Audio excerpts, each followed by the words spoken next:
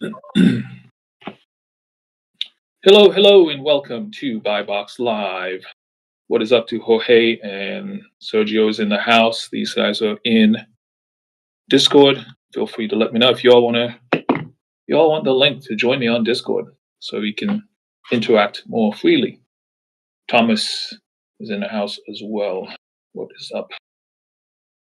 Yes, sir. Welcome to Buy Box Live, and on today's episode, the last couple episodes, we have been looking for property in Northwest Phoenix, Arizona, for an end buyer who is not me. End buyer who's not me. This is a retail buyer. We're looking up here in Phoenix, Arizona, basically this Glendale area for a property, a 3-2. We prefer a 3-2. This is a 3-1. Let's see. I think I've already looked at this one. Take another closer look.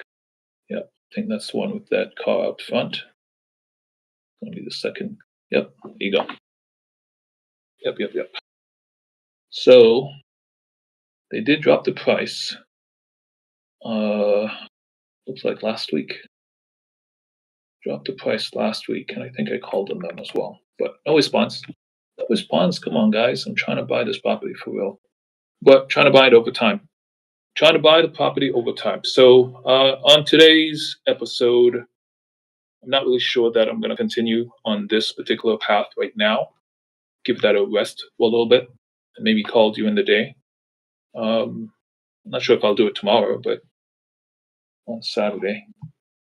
But it is not too late as of right now in Phoenix. It's near the end of the day, but it's not past 5 o'clock. And of course, we can call up until 7, I would think. All right, but in the meantime, I'm going to go and do some lead gen over in Las Vegas, where Phoenix, the time should be good as well, but Las Vegas, New Mexico, interesting. Population just under 18K. Really, it's really interesting. So while that's coming up, I guess I'll try it over here as well. Got a few people in here. Wanted to show you something. I've done it before. But I can show it again. I'm in the Wholesale Atlas, and I've got Atlas mode, which comes with buy boxes. I want to say that's the case. I'm not 100% sure how that works, but somehow I got buy boxes that I can look at. What is buy boxes? Let's say I'm looking at a particular location. My location, I'm already looking in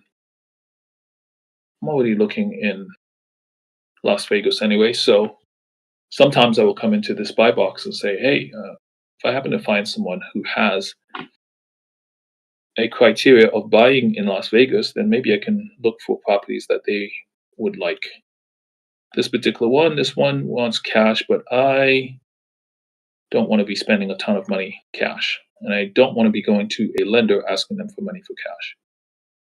This person here says they have all the states, pretty much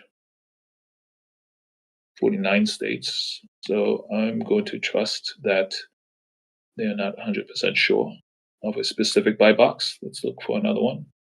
This one I think I've already done. Investor.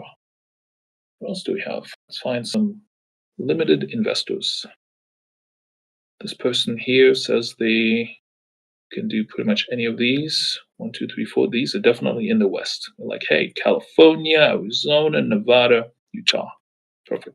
And then this is Ohio, Vegas. I think I've seen this one before as well. So 2 pages. Let's see. This one, I really like what they've got. Up to down payment of 12, interest rate up to 3.5. This looks like mine. Texas. I wonder if this is mine.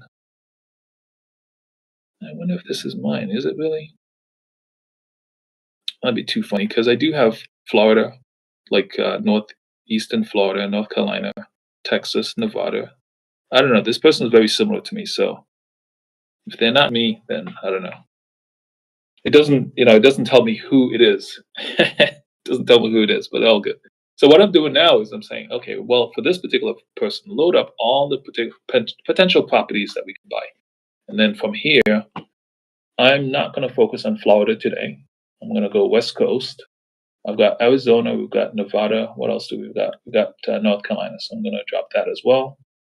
So we're going to look in Arizona, Nevada, and Texas.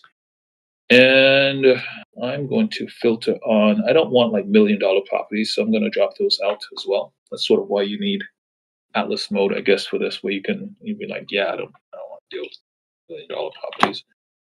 Let's go with 300K.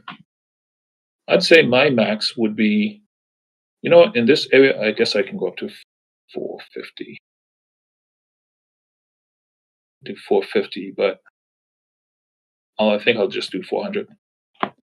Max at 400K, because it should give me some good amounts. Now, my own interest rate, I think I'm actually above 3.5%. So this one is very limited, which is fine. It's fine. If that's what you want, let's do it. Let's see what we can do. If we do a sell of FI, then obviously that interest rate could be 0. So, all right, show me what you got. Show me what you're working with. All right, so we've got over 5,000 leads. So we've got over 5,000 leads, and I think from here, I think we're good. Probably too many, but it's all good. Now I am going to make sure that I'm looking for things that cash flow, and then I'm going to sort by, I think I'll do sort by price, low to high. That's what I'll do. We'll see what happens. That is what I'll do. Let me know if you all have any needs, want me to go through anything for you. In the meantime, I know it's the end of the day. Probably don't expect to see a lot of people here. I've got basically under 600, just under 600 leads that I can look at and call. So next thing I'm going to do personally is I'm going to look at the outside and say, hey, am I interested in this one? Am I interested in this one? Lubbock, Texas. This one is a hybrid deal, which means that the equity is probably pretty high, but the cost is 95. So equity of nearly 50% basically means they've got 50,000, but still they want to sell at this point and they want to get 50,000 cash equity.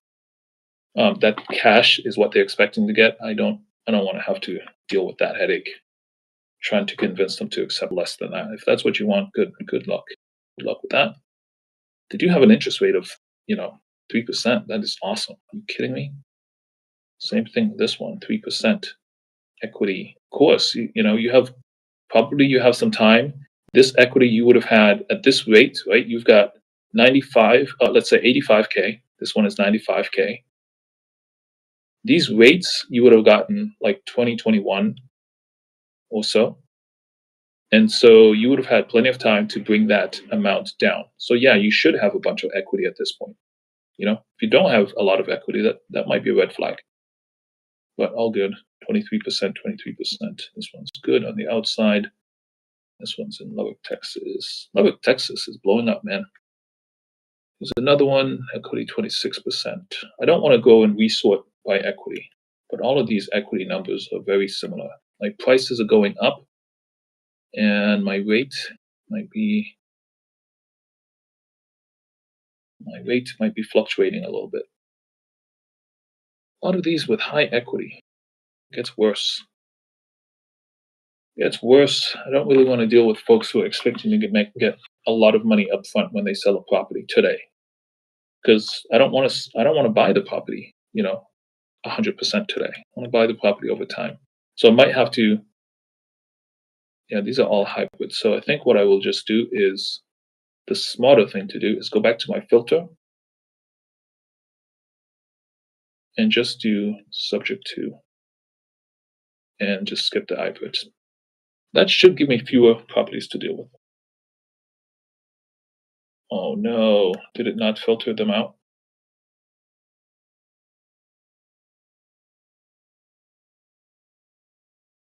I mean, technically you can do sub 2, with a hybrid as well. So it sucks that it still keeps them in there. At this location, advanced. All right, I'm gonna punt. I'm gonna pivot. I'm gonna go over here and I'm gonna say I've got my interest rate, and I'm going to do subject to for now, just to see what I have. And just so I can quickly get through this, I'm going to reduce my max equity to 15%. 150, no, 15%, not 150. 15%, thank you. All right, we'll go ahead and filter that down, and then I can come back and just check the Sellify folks as well. Apply my filter, reduce. Show me a different number, unless you're broken now. I don't know what's going on.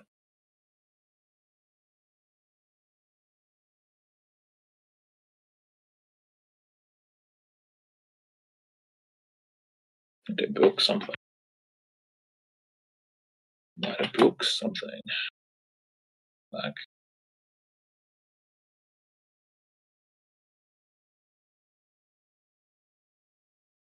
Definitely not changing for me, and I don't like that, so I'm just going to start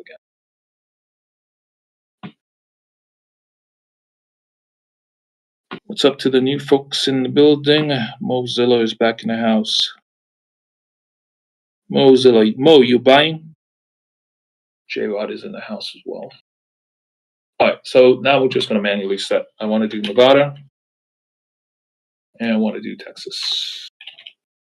Deep in the heart of Texas. I think they also had California in the previous one. Texas, Nevada, Arizona was in that buy box. Phoenix, Arizona. Yeah, Arizona's fine. We'll do Arizona. Okay. And then no cities were set. I had my own filter, which matches that same buy box that the person wanted. So if I find a property that I like, then perhaps they, and I don't actually buy it, then perhaps I can wholesale it to them. To the 45, but I don't do that. Just make it 4. Oops, sorry, 400K. I'm going to do equity max of 15%. Interest rate max of 3.5%. I mean, that was pretty awesome. We found some, so that's good. Yeah, both doesn't really matter right now. Bathrooms, etc. And bedrooms. Need at least 2 bedrooms. Okay. What else do we need? Interest rates is fine. Days on market, not a big deal right now. Price range is good. Okay, and then I'm going to filter on, I think I started with price, high to low, low to high, and apply these filters. Let's see what this does for me, because this thing was just not updating and changing this number from 600. Hopefully this is a different number than 600. Perfect, 22. All right, so these are all very short list, which is fine, subject to. Pretty sure I won't be able to get through 22 calls. A bunch of these are already saved. Okay, so that's good. I guess I've done this before. Filter, just look for cash flowing just to see if I have a shorter list that I can start with. Looks like 5. 1 I've already saved, probably already called. And yeah, probably why, because it's a nice brick front looking property. Yuma. This one is in Yuma, Arizona. And this one is 215, subject to 3.9, equity, good amount, subject to 5 properties. Keeling, Texas, this one is probably going to be pretty high, but the rent looks high as well. This is a 4.3. Okay, yeah, these look like really good deals, potentially. So, short list. I don't expect to make too many calls, but if I'm going to make some calls, I might as well try to get as good. Wait, did I call this one? I seem to recall this property here. Do I have a note on it? I have no notes on it. Investment opportunity. Welcome. Current owners converted a 4-bedroom. Huge backyard, ideal for entertaining, etc., etc. Shopping centers nearby. Weather. First time. Property is being sold as is. No repairs will be negotiated. will no as is no repairs will be negotiated price to sell. Wow. Somebody was definitely spitting out some words. Greenville, Texas. I might be interested in Greenville, Texas. Good question. Yeah, Texas is fine. Can live with Texas. I might be interested. I'd have to see the location, but we'll see. If we can do the triangle, I like the triangle. As far west in Texas as San Antonio, far north as Dallas, as far east as Houston. The triangle. So you get me that. I like that. But if it's far away from that, that makes it very difficult. Especially if it's out in the boonies. Texas is huge, but I'm sure it's got some huge boondocks. Mm-hmm. All right, so this property, I guess I don't have any notes on it, so I shall go ahead and make a call. Inspector, okay, I got a note. I appreciate that message from someone. I'll get back to you on that. Probably not today, of course, but we'll see.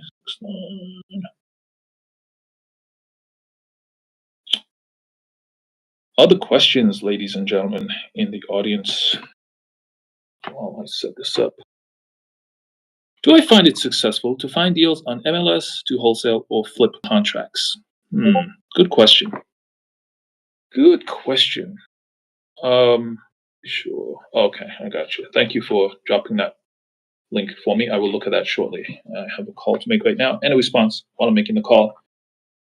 Find it successful, find deals on MLS to wholesale or flip.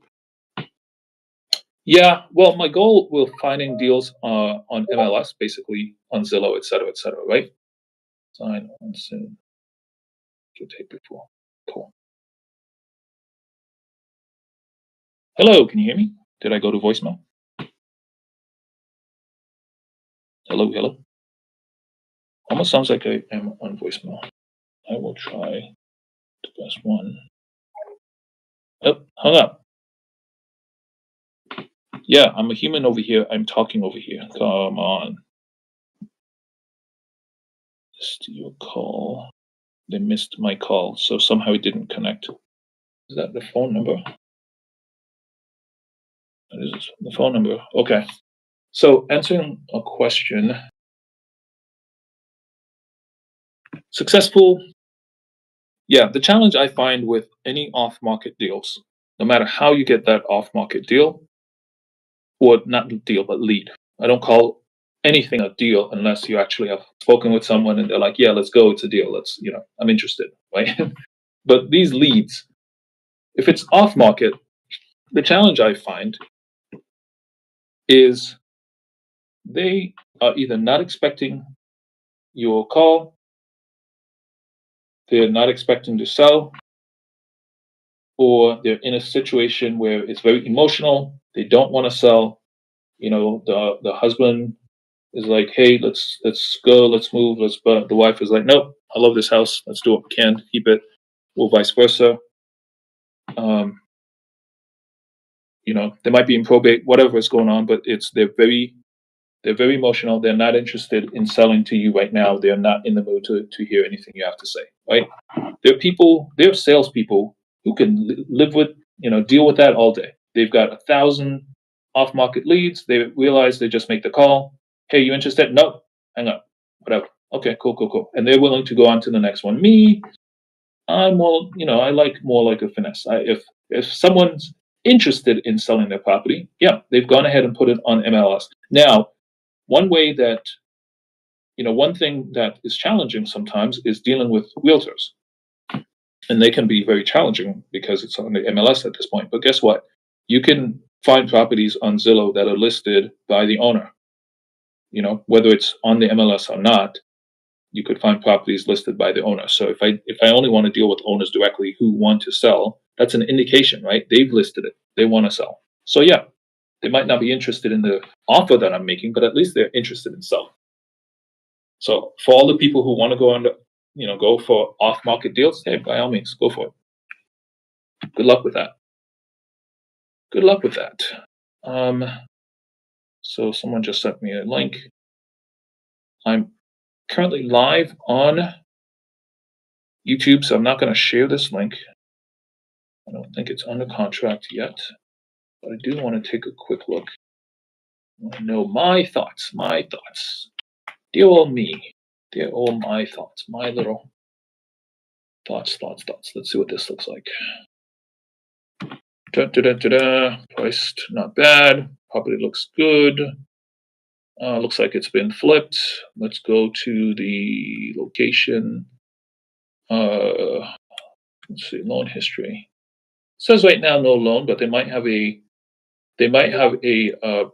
PML, private money lender, giving them some money. I need to look at the location though. Go. And take this off. This is, where are we? North of Dallas, way north of Dallas, up in the greens. But it is in a little tiny nook, little tiny area. An outcropping, some crossings, a few roads cross here. So let's see, would I be interested? Maybe. Yeah, so this particular property looks like the one I'm looking at. I'm not sharing screen on it, but to me, it looks like they're going to want cash. And this guy's hit me up. What are we doing? I'm on live, dude. I'm on live. What are you doing? We're interacting offline, and people are wondering, who am I talking to? What am I saying? Purchase price 180, down payment 10, monthly payment 700, 8-year balloon. Proposed terms. Yeah, I mean, literally, for all of these things, you can propose whatever you want. By all means, go ahead and make the proposal. And this is what I say, right? You can find all kinds of leads, and you can say whatever you want when you call. You can make all kinds of proposals to them. If they're not interested, it's not a deal. If they are interested in this amount, these terms, yeah, I could probably work with it. Basically, what it's like, basically 10%, 10,000 down, which is less than 10%.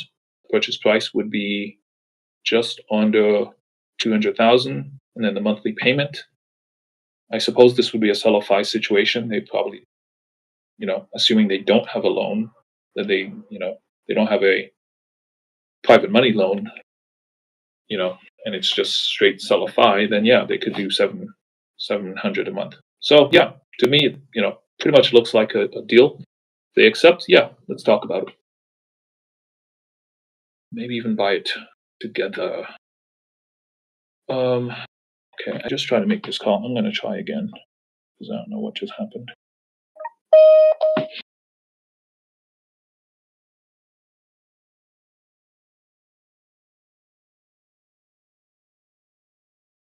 See, this time I'm quiet just to make sure I'm listening, because I'm pretty sure I didn't hear anything before. Okay, yeah, I don't know. Not sure if I'm speaking to someone, if I'm leaving a message. My name is Clinton. I'm calling from buyboxlive.com. I'm looking to buy a property at 709 Willowbrook Drive. Give me a call if you can. I wonder if other people are having this issue getting through to you. Let me know. Thanks. Interested in buying the property. Take care. That is just weird, man. That's weird. It's like it's going to voicemail. Maybe they're not picking up. And this property has been on market for a long time. I wonder if they're sitting there like, nobody's calling, or nobody's leaving a message, or wait, did you check? It's got an FHA loan under 3%. Yeah, looks good. This is definitely what I like, is the payment. The property tax in Texas is just huge. $500 a month property tax. Kidding me. This must be a big property. It's not really a big property. Not really a big property, but it's doable. I'll just make a note. I think I left a message. Not AI. I am not AI. I assure you. I think I left a message. Drug.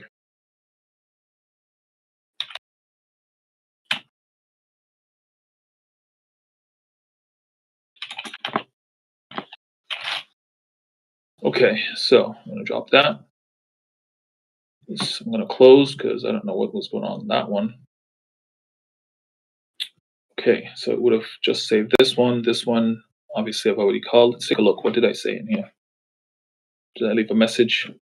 Am I gonna just follow up? It looks good. Call, left a message. Yep, I remember saying this the other day.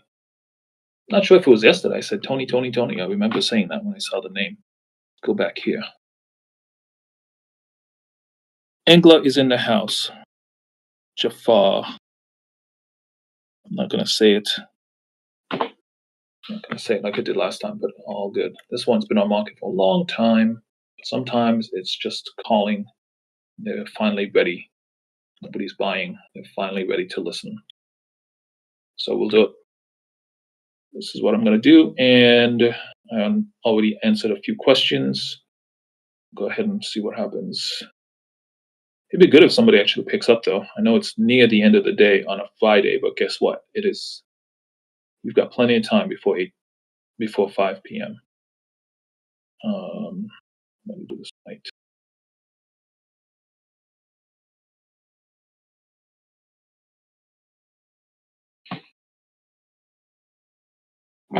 Dun, dun, dun, dun, dun, dun, dun.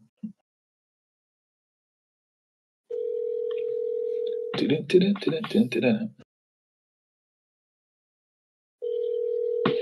Yuma, Arizona.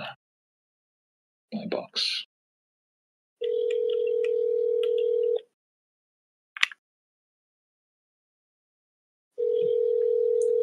Arizona properties are pretty awesome, man.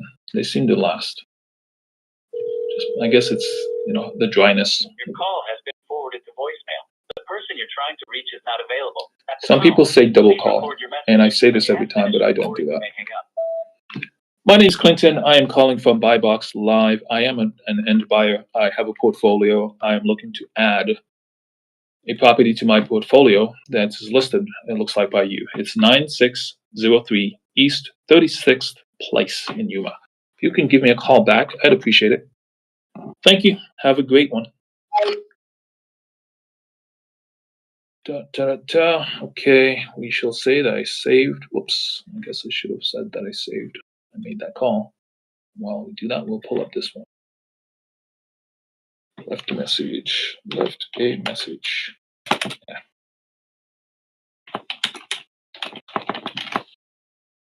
Good enough. Next one.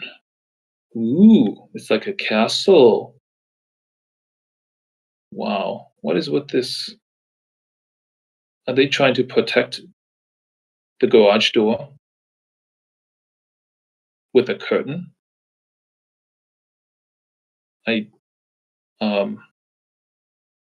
You see something new every day. That's just very interesting. Not bad inside. Welcome to this stunning home located in the highly sought after, maybe highly sought after, but apparently over 6 months, nobody wants this particular property. Give me some price history. It's a VA loan. We can handle VA loans. Payment is not bad. It does cash flow still, a little bit. And the size is very, very big in Texas. So VA loan is 15. It is 4 bedrooms, but it's so big that my taxes are going to be enormous. It's going to be enormous, I know it. All right, so property taxes are relatively low, but I think that's because the homeowner. So in this one, I would have to joint venture with the homeowner to keep those taxes what they are. But generally speaking, so this is where, I'm not going to waste my time on this property, and I'll tell you why. I'll actually I'll speak through what I'm seeing. Got my call coming back. Let's go ahead and check it out. Hello, you've reached Clinton. How are you doing?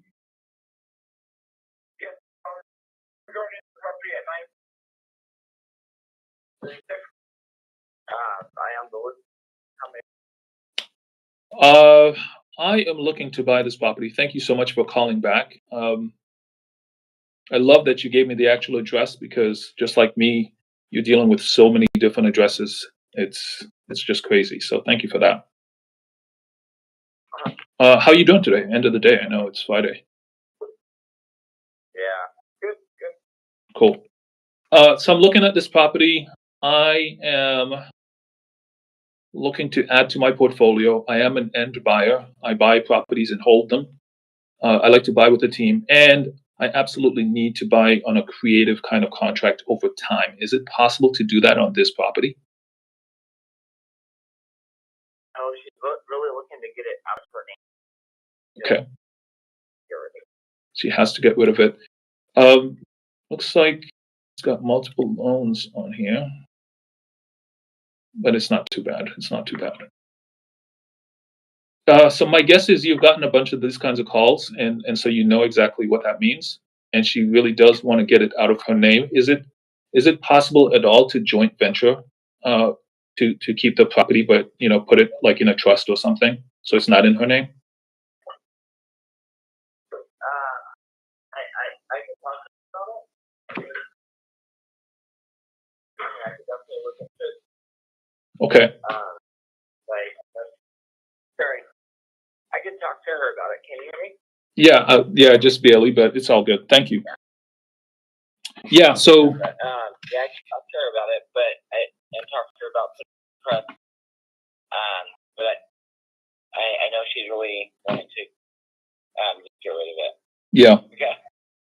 Yeah. I'll send you some information. Basically, the way we do this is we put the property into a trust and we joint venture so that going forward, there's an LLC involved. The person is part of the LLC and the trust, and they really don't have to do too much, right? But they are part of the team. So we keep the property, and whatever we get from the renters, we're basically sharing that because we're a team. And then when we sell later on, you actually get, part of the exit as well. So it's not just, we're not just paying off the amount. You're literally getting whatever we're getting. Just your equity, basically how that works out. But yeah, we've done it before, and if she's concerned about being able to get another loan on a different property, there's a way that we work with. Is that the big one? Yeah. Yeah. So we can deal with that as well. We basically use two forms that we file with the IRS, and within 2 months, it comes right off your DTI and legally, right? We use IRS forms 1025 and 1007, and filling these two out when we go through the closing process, within 2 months, you can start qualifying for another loan legally. So we sort of handle that very well as well. Yeah, let me talk to her about it and see.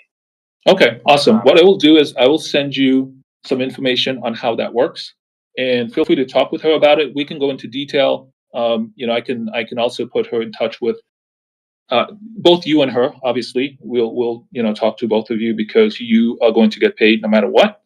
But we'll put you in touch with someone who does this, day in and day out on my team, and we'd love to get it sold because I know it's been, sitting on market for quite a while, but I like it.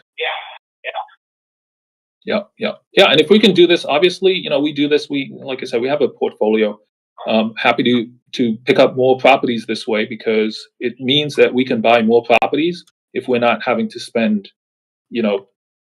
I don't know, 200, 300,000 upfront, or even going to a bank and asking for a loan every single time. So that's why we love creative. Yeah. Okay, awesome. Thank you very much. Yeah, I'll share over that info. Thank you. All right, awesome. I will send over the info. Thank you so much. Have a great day and a great weekend.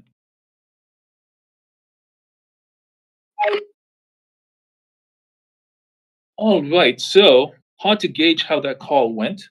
It's possible that it's just the first call. It's the end of the day. He hung up relatively quickly. I don't know if he's going to accept my message, but it was positive. So if it doesn't work on this property, I think Christopher will, have the information. We'll talk about it, and if it doesn't work on this property, we might work on the next property. I told him, hey, I'm buying. I have a portfolio. I'm buying properties. Literally, I started off this live for the folks who just came in. I started off this live on a down note, which it picks me up when I'm talking to people. It picks me up when I'm interacting with folks. But yeah, I started off on a down note because I had to send EMD today. I had to send money. Very, very challenging. But anyway, I'm now hanging with the people, doing fun stuff, making calls on Buy Box Live, which is actually live on YouTube as well. So feeling a little bit better already. Few calls didn't work, and then this one came back. So I'll make a note here. Send trust info. And maybe an offer, maybe not. But at the very least, we'll send the trust info so they can get a nice warm and fuzzy. And if anything, if I'm not the perfect guy to talk about it, then we shall maybe get the big head cheese over here to do the call, because he's done a lot of these kinds of deals perfectly executes these kinds of deals. So I'd love to do it that way too. So maybe make an offer, send the trust info, make a note, save it. Perfect. Thank you, Christopher. We are live, ladies and gentlemen, on buyboxlive.com, which connects you to YouTube. Most agents never answer. I agree, but thankfully he called back. It's like they don't want to make money. Good question. My EMD I sent today is refundable. And it wasn't too much, but it was greater than zero, so not too much. The property is awesome. It cash flows. It's not a bad property at all, and we're helping out the seller. The seller has missed some payments, and all that stuff is a subject to. It's a really neat property, and yeah, they're getting paid as well. It's a potential property where someone else doing this, I like to say subject to is a tool. Someone else doing this, they say, yeah, you owe money. I'm not going to give you anything. You can walk away, and I'll buy the property from you. Oh, by the way, please keep it. And we'll do subject to. Here's my thoughts on that. Subject to is a tool, I say. It's very similar to this scenario where they were, they're basically losing money if they try to sell it. And nobody's buying it at their price. You have to drop the price, keep dropping the price. You get down near the loan, and you're not making any money at all. So, they're basically there, and some people come along like, hey, I'm saving you $1,000. You should be happy. Just keep the loan in place. I'm saving you $1,000. Me, I'm like, nah. I want to partner with you. I would love to partner with them over time and give them that 4% equity over time, at least that and more. But they want cash, so fine. I'll even give you $1,000 cash. Cool, no worries. Let's go. Same thing with the agent. First time speaking, connecting with this agent, which of course happens a lot, right? There are many agents in many different properties. So first time connecting with the agent, but it's an awesome agent. So if we get this deal closed, which we should get it done soon, then maybe we can look to do some equity on the next one. So I'd love to do some equity stuff. Welcome to the No Credit Team. I call it No Credit Team because I've got no credit, and if I'm lucky, if I'm successful, nobody will need credit in the future to buy a property. You don't need to go to a bank and give them, more than you paid for the property over time. No, not too happy about that. And then, going to a broker who connects you to a lender, you have to pay the broker, you have to pay the lender, and they say, yeah, I get paid from the lender. You don't have to. Yeah, guess what? Some of my money goes to you too. So don't even try that. Anyway, let's move on. Other questions, feel free to let me know. In the meantime, let's get back to business. Back to the program. Back to the lab. Know what I mean? Okay, send the trust. Just make sure I save it. It's already saved. Perfect. But yeah, I guess it's already saved from before. Good. I'll on to the next one. Not a bad call. Not a bad call indeed. This one, I want to say I left a message. Did I? What? Oh, I was looking at this at the time. Inside looks great. And I don't know. Was I going to call? Oh, it's a VA loan. That's what it was. VA loans can be challenging. But I'm really concerned about the taxes here. This is what I was going to say. I'm going to skip it, right? I personally, in my own buy box, this is why it's important when you have a seller, or I should say, when you've got a buyer, right? You might go to theatlas.com, or you might go to the wholesaleatlas.com/buy boxes, right? Over here, buy boxes, and you look at someone, they're like, oh yeah, I'm buying properties. Okay, cool. I'm buying properties in all states. Okay, what kind of, I'm buying all kinds of properties, whether it's subject to or Sellify, hybrid, cash. I'm buying everything. I'm buying, okay, cool. So you are personally doing that? No. I can connect you. That's usually what happens. I can connect to you. So this was the previous file because it was still open. And then this is the one I saved. So it's all good. I'm just going to close this as well. So that's generally speaking what the problem is. Left a message, not sure what happened. I'm done. So yeah, looking at this particular one, I was looking at challenge is with that kind of property tax, pretty sure that's going to be a homestead kind of deal where they expect the homeowner to be in the property to get that tax as soon as they leave, most likely. And hey, I'm no expert, but this is my concern, right? That all of a sudden your property tax balloons up and all of a sudden you're losing money at the end of the day. I'm already not making a ton of money, right? But you imagine this PITI goes up because of property taxes. It could probably, we saw on the other one, it was 1,300 square feet and it was like almost $500 a month. And this is twice as big. Are you kidding me? I mean, like $1,000? No, I don't want to deal with it. So potential issue with property tax. And what else? And VA. So this was my point. My personal buy box is, you know what? I just skip VAs.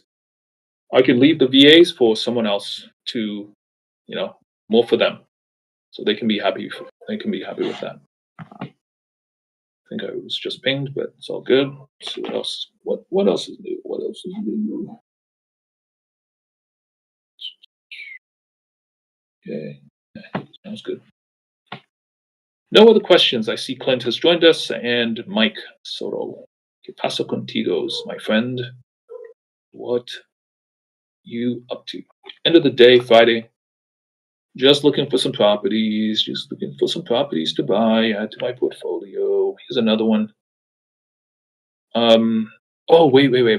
What did I just do? Was it this one? No, it was this one. Yeah, it's in Texas. Yeah, just double checking. I'm like, wait, I'm looking at properties all over the place. Yeah, no, it's definitely in Texas. Okay, so this one's also in Arizona, 400K. Not bad. All these things are not bad. Don't be a VA loan. Don't be a VA loan.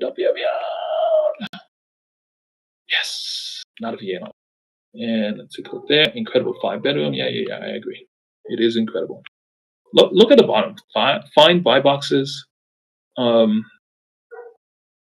So if I was to get this under contract, presumably there's like almost 40 people here who would potentially want to buy this deal.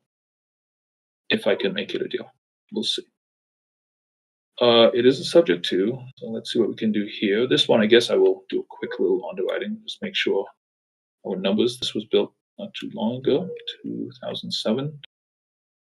Tell me some numbers. Ooh, not much money coming in.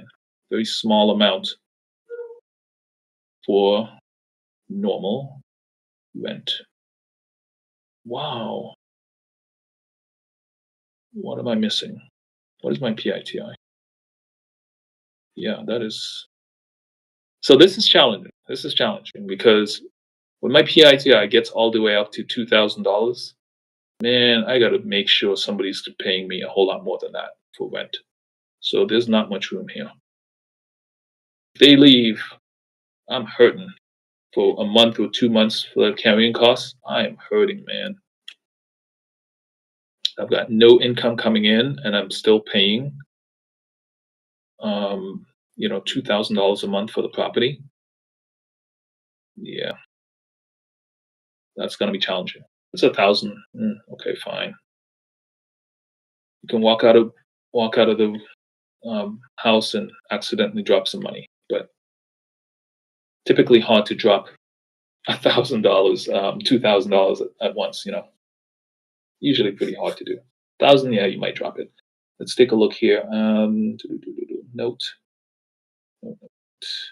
Yeah, I'm just gonna make a note. PITI a little high, just a bit outside. You can tell I've watched too many movies or too much TV when you're on these lives and you're hearing all these phrases from the 90s. Just a bit outside, Major League. Major League. All right, so there you have it. Okay, so cool. So what's awesome about this is we only had 5 leads to go through. These are all subject to. If I want to, right, this was Nevada and Texas and Arizona. I could sort of expand my filters and go out and say, hey, what if I go up to 500,000 for subject to? What if so this is me personally, right? We had done 3.5%. I guess I'll do 5. We had done 3.5% because it keeps the PITI low, and there was another buyer I was looking at. Their buy box said 3.5%, so that's why I'm like, yeah, I like it. It's very similar to what I would ask for in my buy box, but I don't remember if I put a buy box up there or not. So now I'm going to say, you know what? Let's go up to 5%. And apply. Before I apply, let's go ahead and check. I'm going to go based on my maybe my interest rate, low to high. And then I'm going to apply that. So we should get more than 5. Almost definitely get more than 5. And hide this filter. Got 4 more. Okay. Low to high. Did I already look at this one? Nope, I don't think I did. Mesquite. And then this one is also Numa. Equity, my loan. Ooh, these loans are very low. I wonder if those will also be. But because this one's Texas, this one's Arizona. The 1, 2. This is not a bad list. It looks like these are completely different from my last one. That's really interesting. Okay, fine. This one I definitely. I already looked at this one, didn't I?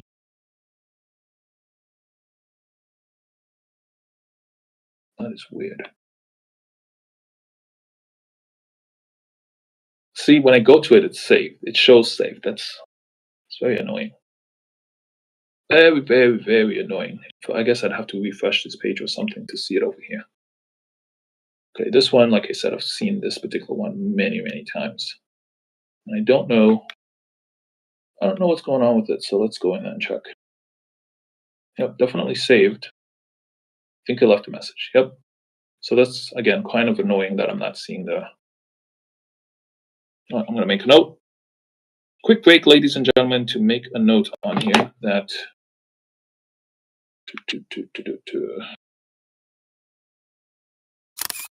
So, other questions. I've got a potential question coming through. Someone is typing. Find out what they have to say, ladies and gentlemen. Which market do I typically search? Man, Jorge, Jafar, Amos, Mike. Mo is running the show for you all. Nobody's asking any questions, and Mo is stuck here asking the good questions. You all are experts now, I guess, so you don't need to ask, maybe. And yeah, you've been here many times. At least Jorge has even been on my live show, so he probably knows the answers to many of these questions. Let's go ahead and I just wanted to go in here and make a quick note for this error. Website bugs, general questions. Okay.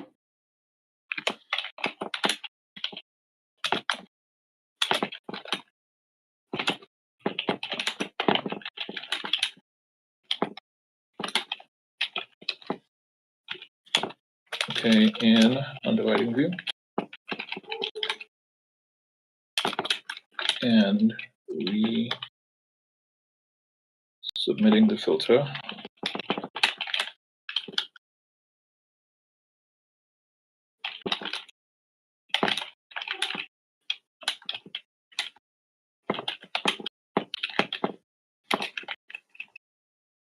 Okay, so that was one example. Wait, which one was that? That was this house. Yep. Let's go ahead and do this analysis again.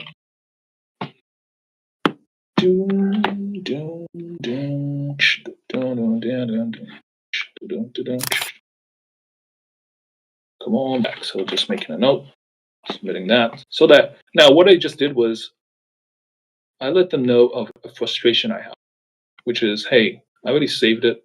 I have to click on it to see that I saved it. That's very annoying. East 36. Yep, just had that conversation. This one at least shows saved. This one I looked at. This one I'm pretty sure I looked at as well. And called. But this one, Corpus Christi, I know I didn't call. Not bad, not bad. Okay, and then the other thing was, I forgot, I have the cash flow positive one. So there might be some in here. This might go up to maybe 60 if I accept properties that are cash flow negative. So we'll see. We shall see. Answering your question though, my buy box. Let's take a quick look at my buy box. It's basically the southern part of the US. My buy box. So, startup in Baltimore, Maryland. Skip over a bunch of stuff. Also in Charlotte. Haven't really found anything in Charlotte, North Carolina. Charlotte, North Kakalaki, as they might say, and north of Miami, pretty much, because Miami is crazy. I need to change this as well and stop looking in Atlanta, because Atlanta is very much like Miami, very much like the West Coast with California and Seattle prices. Those prices are just huge. Now, generally speaking, it's not necessarily a problem with the prices. It's, if I've got $1 million property and the only way I'm going to buy it is sell a FI, they're going to want a bunch of money down. And even if it's a sell a FI property, I don't want to put a ton of money down. So, it would have to be that diamond in the rough where, someone's retiring, they've got all these properties, they don't mind taking money over time, because they're already a millionaire, et cetera, et cetera. That one, I'm probably going to have to go and find one of my friends or ask one of my friends to connect me with that particular kind of buyer who's seller who is selling. But other than that, yeah, Southern U.S., Shreveport, Louisiana, I like, and the Triangle, Dallas, Houston, San Antonio. And then I've gone ahead and extended it out west. So Arizona, Las Vegas, and that's as far as I got right now. Because once you get into California again, the prices jump up again. So I need to update this, but that's sort of where I am right now. And I haven't really found anything in Alabama. Alabama has some good prices, but for whatever reason, and Mississippi as well. Every time I get a property either under contract or I think I'm about to buy it, it just never works for Mississippi and Alabama. I don't know why, but it's all good. All good. No worries. I'm not going to stress over it. I'm just going to move on. Do what I can do. Do what I can do. Find a property somewhere else. Okay. So that's generally my buy box. Let's take a look. Motivated seller. I love when they say motivated seller and a property's been on market for 6 months. Really, really fun. How motivated are you, really? Right. They're really, really motivated, but yeah, they don't want seller 5 or See, this is so fine now. They don't want. This is a VA, and maybe it's the same issue with this one, right? Maybe other people are coming at it and like, yeah, the VA situation is kind of difficult and challenging. Now, I guess now I can actually say specifically for this, it's a motivated seller that really, really, really want to sell. Okay. Other people coming along who purchase properties like me, subject to, you can buy a VA loan, well, you can buy a property with a VA loan on it and keep the VA loan in place, assuming you are teaming up with the original buyer, right? All that stuff, the way we do things, okay? You can do that. But the challenge is, until that loan is paid off, they can't really reuse, and some people say you can't at all, but I've also heard otherwise.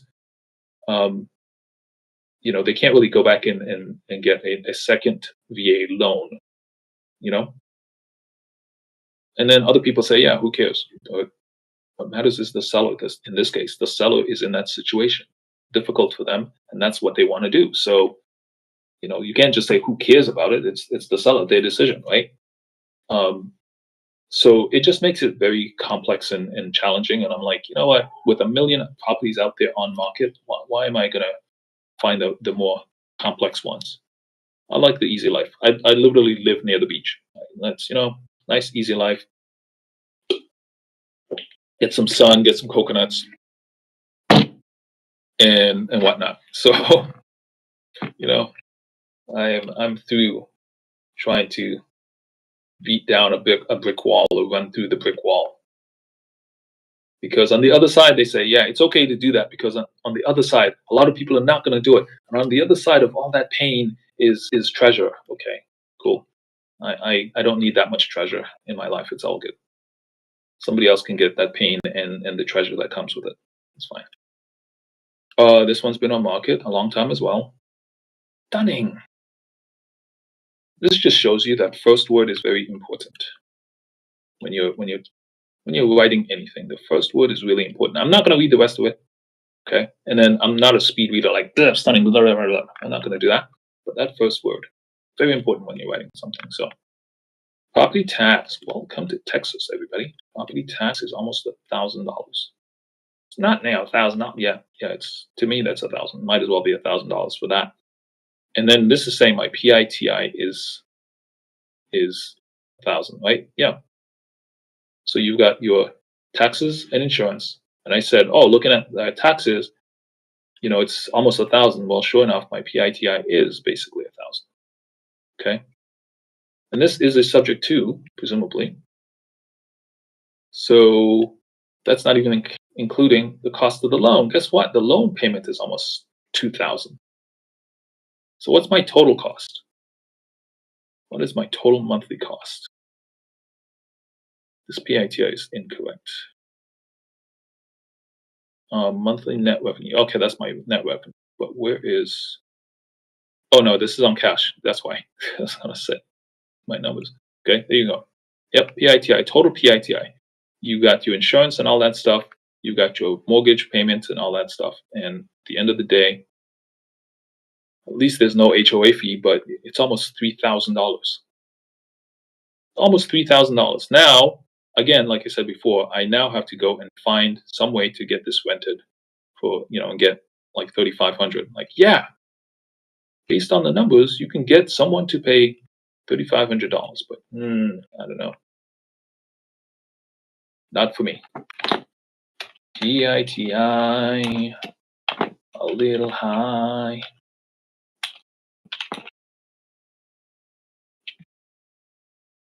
Okay, make that note. Save. Close. Gotta remember to close my tabs because sometimes I go back and they're just too many. So this was Texas. That was that amount. Did I look at this one? I'll just open multiple so that I can just close them when I'm done. Close it when I'm done. This one's not the one I was looking at, and this one also wasn't the one I was looking at. All right, let's see what we got. This one, it's also subject to. I'm just going to go there quickly. Subject to, bada bing. And a lot of people say welcome as their first word. Highly motivated seller. And it's a VA loan. Really? No. I've asked these guys to, hey, can you just give me a way to filter out VA loans because I don't want to deal with them. I've asked them, and they continue to not give me that option. So I will make the note. I will make the note again.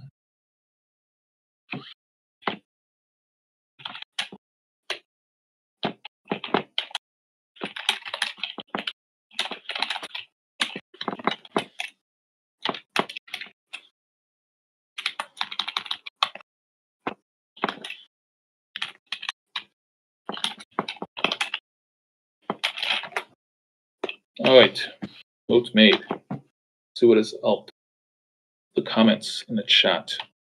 Let me go over to YouTube as well and see. I don't see anything popping up there. All good. All right, more questions. Do I think or worry about if I get a deal under contract to wholesale, but you can't offload the property since you can't find buyers to commit to buy box Southern US because you have buyers list that are ready to buy? Both good questions. And again, Mo is driving the show. Tom's is back in the building. What is up, Tom's? So here's the thing. It's the Southern US because the Northeast is crazy. I lived in the Northeast. The Northeast, a property that went for 300,000 20 years ago is now close to 1.5 million. So those prices are just crazy. You know, to my point, I don't want to deal with any kind of prices that are just that high. But guess what? The Northeast, like almost every property is that high. So I'm just like, you know what? I'm out. I'm not going to waste my time, energy, and all that stuff trying to find a property in the Northeast. Same thing I already talked about Atlanta and Miami and LA and Seattle. Those areas, same thing. $1 million properties, no matter how small or big, just $1 million properties. Like, you know what? I just don't want to deal with it. So the Southeast, because generally speaking, the taxes are relatively low, except for Texas, of course. And yeah, I know I don't specifically have a buyer. You saw that. I think you might have seen that you could potentially go to buy box. I'll pull it up, right? The wholesaleatlas.com, buy boxes, and you could potentially say, hey, I'm looking for, is there someone looking for properties in Texas, in Georgia, in Florida, in Alabama, in Arizona? Yeah. This says 10%. Once again, taking a quick note to tell these guys that this is the 10% down. I keep doing this so that they can make the software even better and not just be so annoying. And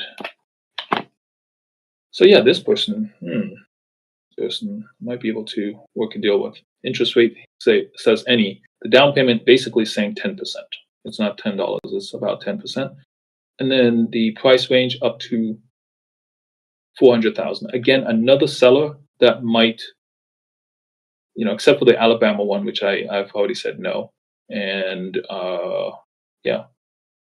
this almost could be me. So I could go here and find a property for this particular buyer. Like I can click on load leads. It's going to give me leads like I was just looking at. That's literally how I started when I got this set over here. Okay. So I can potentially do that. But no, I'm looking for properties that I want to buy. And I buy in generally this location, Texas, Georgia, if I can find it, but that's very hard. Northern Texas, just because Southern Texas is crazy and the Panhandle is oof. The Panhandle might as well be Alabama. Sorry to say it, but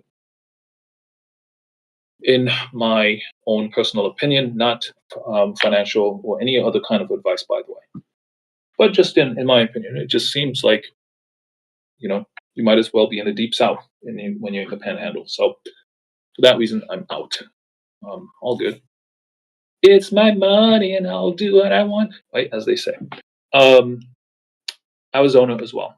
So the only other one I would add here is now I go back to my own buy box. If I had done this, I don't remember doing it, but I'd go back and say, yeah, I'm also looking for properties in Nevada. Nope. So the way I do things is I find a deal. Like I have one that the one I just sent EMD on today.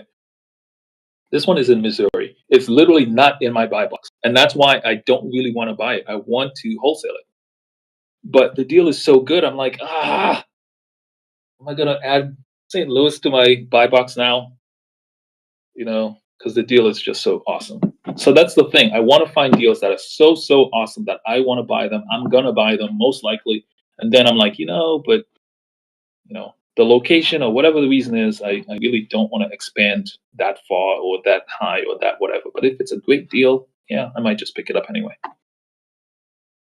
So there you have it. There you have it. Wait, did I already drop that? Yes, I did. Let's go back here. Back into the live. Know what I mean? Okay, and then your other question, because of that, how would I go about finding fix and flip distressed property deals on the MLS? Which filters would I use? Interesting question there. I'll tell you a secret. I don't know if it's a secret, but generally speaking, you want to find a fix and flip property. Make sure I'm looking at the right one. You can literally, and you say on the MLS, it's an interesting way to ask the question. But literally, you go onto this thing and you say, "Hey, I'm looking for properties for sale." And right now, I'm looking in Phoenix, Arizona. I see these prices: 500K, 280, 500K, 600, whatever. Right? Cool. So if I do a filter that says same area, I haven't changed anything, but change my max price to, I don't know, 200, 100, that's almost definitely going to be a fix and flip, right? Because these are the prices, these are the home prices. And if somebody's selling a property very, very, very low, that property needs some work. And so now you look at the property. I don't need to go in and click through and show you exactly because doing something else here. But that's it. I mean, you find those properties, and the goal there would be, hey, it needs some work, and you could potentially get a deal off of it. Make sure that it's after the estimated value. You would. Yeah, I'm not going to do it right now. I'm thinking my brain is like, do it. No, I'm not. Yeah, you find that property, and the goal there would be, hey, get it under contract for a deal. Make sure it's a deal, right? Whatever the estimated value is, and of course now it's important for you to learn how to do comps and learn how to figure out the estimated value. There's not today, but maybe next week. At some point, I will be showing a new tool for doing underwriting with finding comps and stuff like that. And I'm not sure it is wide open yet, but next week I'll be doing that. But yeah, you try to figure out, well, how much is the value? Like looking at these just off the top of my head, okay, these properties, if I look in this general area, properties should be at least 300K, maybe 4 or 500K, right? Could be 6, but who knows, right? But at least, because these are just for sale, but I would just switch this to sold and figure out how much have these properties in this general area of Phoenix sold for? I would say they've at least sold for 450, just looking at these prices, okay? So if you see a property on sale for 100, and it doesn't look too bad, maybe even it's a gut job, okay, you buy it for 100K, think it, right? You buy it for 100K, you spend another 100K fixing it, that makes it 200K, and then you flip it for 400K or 350K, right? 350. Yeah, so there is that value. There is that value. So if you can find that deal, whether it's on market or off market, let's say you live in Phoenix, drive around, look for a property that's really distressed. If you can find out who owns it, hey, maybe it was on Zillow in the past, for example. Look it up, whatever. So that's for off market. But yeah, you can find an on market property in a similar scenario, maybe even for sale by owner. And yeah, you get that property for relatively inexpensive, especially if it's already on market for 100K, and you could get it for 80 or 90K. So you already have that built-in discount from the offer price or from the list price, and then that number itself is much lower than the ARV. Yeah, that's where you find your fix and flips. Now, the properties to be fixed. Once it's fixed, of course, you're assuming it's the seller now who has bought it, and now they have turned into the seller because they flipped it or they fixed it. Now they're looking to flip it. So once you find a property like that, your goal is going to be to find a buyer who is a fix in flip seller. Yeah, I don't know. I've talked about it long enough, so let's do it. Let's just do it. I want to keep this, so I'm just going to open a new tab. I want to keep that one up. I'm still looking for properties just like that. I know I can save it and bookmark it and all that stuff, but I'm just going to keep it open for now. So let's do the same thing in Las Vegas. Do the same thing in Las Vegas, so you can see the process that one would use. Nevada Homes.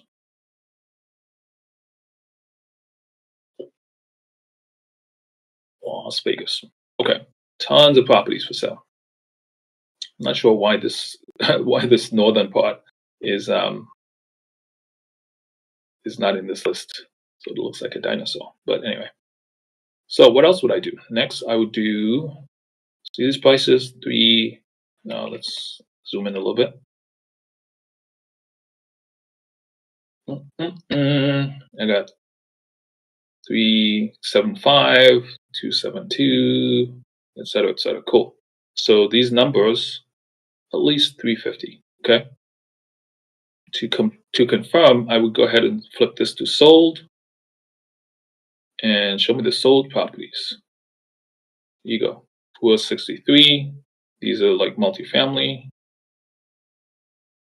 like duplexes and stuff like that.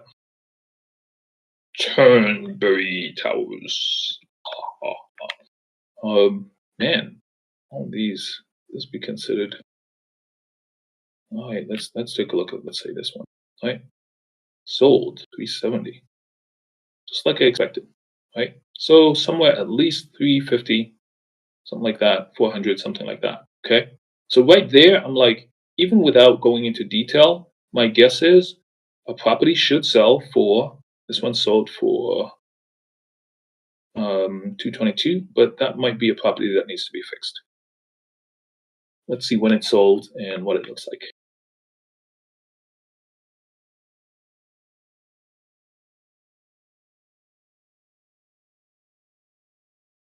Yep.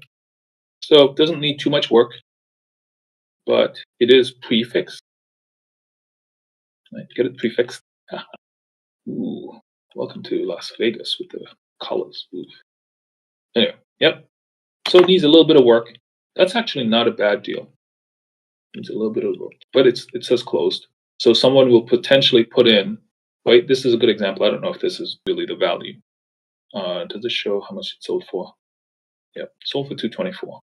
Sold this. Yeah, there you go. Perfect. Perfect example. They had it on market for 230. Perfect example. They had it on market for 230. They got it sold for 224. So there's a little bit of a discount. But the ARV, remember, this is before flipping. The ARV is somewhere around, let's say, again, not going into detail, not checking exactly next door and finding the property next to it and blah blah blah, all that BS. No, just generally speaking, you should be able to sell this for like 350, 375, something like that, right? Same thing with this one. And then you look at the property and it doesn't need that much work.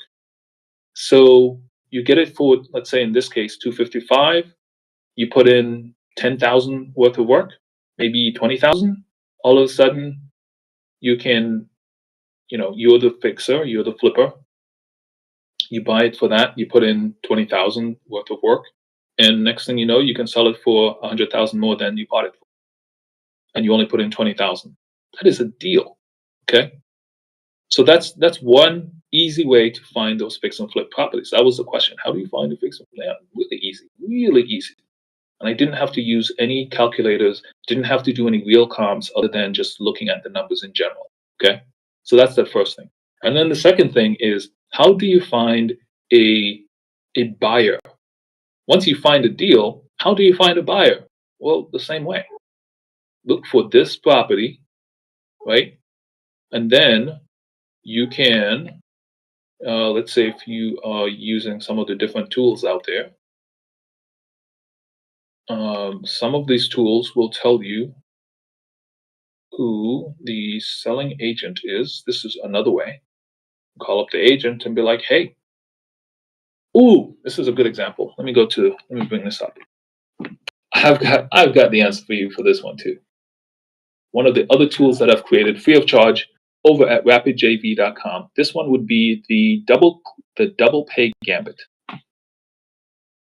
The double pay gambit. You're gonna love this. Hold on.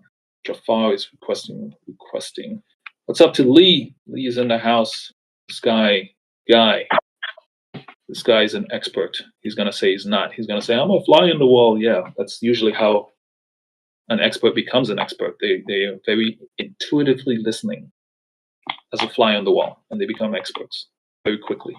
So yeah, here's that example that I have on rapidjv.com. I'm gonna be trying to pull all of these things into BuyBox Live so that they're all in one nice, neat package that people can be able to get access to them. And I don't think I'm gonna charge for them either because I'm nice like that. But yeah, this is literally how this goes. You call up that same agent and be like, hey, I'm looking for awesome agents to join my fix and flip team, right? If you share a property, I underwrite it because they're the ones finding that property for sale, whatever. Even if someone comes to them and says, hey, I'm trying to sell my property, I know it needs some work, blah, blah, blah. They found it, right? However, they bring it to you, you underwrite it, you make sure you can give them, whatever that offer is. If you're fix and flipper or you buy it, or your team buys it. I don't buy fix and flips, but your team buys it. Or you wholesale it to a buyer. That buyer would be the contractor. They fix it. And then you commit, you can put it in the contract, all that stuff, that when it's done and ready to be flipped, when you bought the property, they got paid. When it's ready to be flipped, they get paid again because they're the listing agent on the sale for the next one, right? Same one, like before it's flipped and after it's flipped. Many agents do this. And I'm talking to them like, yeah, they bought the property and I listed it and then they sold the property and I listed it again. Sometimes you'll hear that. But this is a neat little script that I created for that specific scenario for fix and flip. And then you can give you specific criteria. In this case, the rehab cost is less than 50K. The one I just gave you was a perfect example of that. Rehab cost pretty much less than 50K. The cost to get it was somewhere around 50% of ARV. And guess what? I was literally just looking. So that's how I spoke to the agent information is there. You call and wow, it even has who it was bought by. Is this new? Someone's gonna tell me, yeah, that's been there forever. Okay, maybe, but is that maybe the agent because it's realty? So maybe that's the agent who bought it and the agent who listed it. Either way, you got both of them right here. It doesn't have the phone number for the agent potentially who bought it, but you can figure that out. Throw that into ChatGPT or one of your other AI tools and find out. Nice and easy.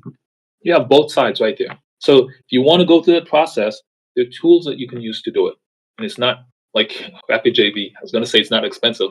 There are free tools you can use to do it. Same thing, Zillow, pretty much free. I guess they get paid on the listing side. Get paid somehow. They're pretty popular. Nice business model. All right. What else? Yeah, this is fun. I wasn't planning to do too much. What is up, Jafar? You're now on stage. What is up?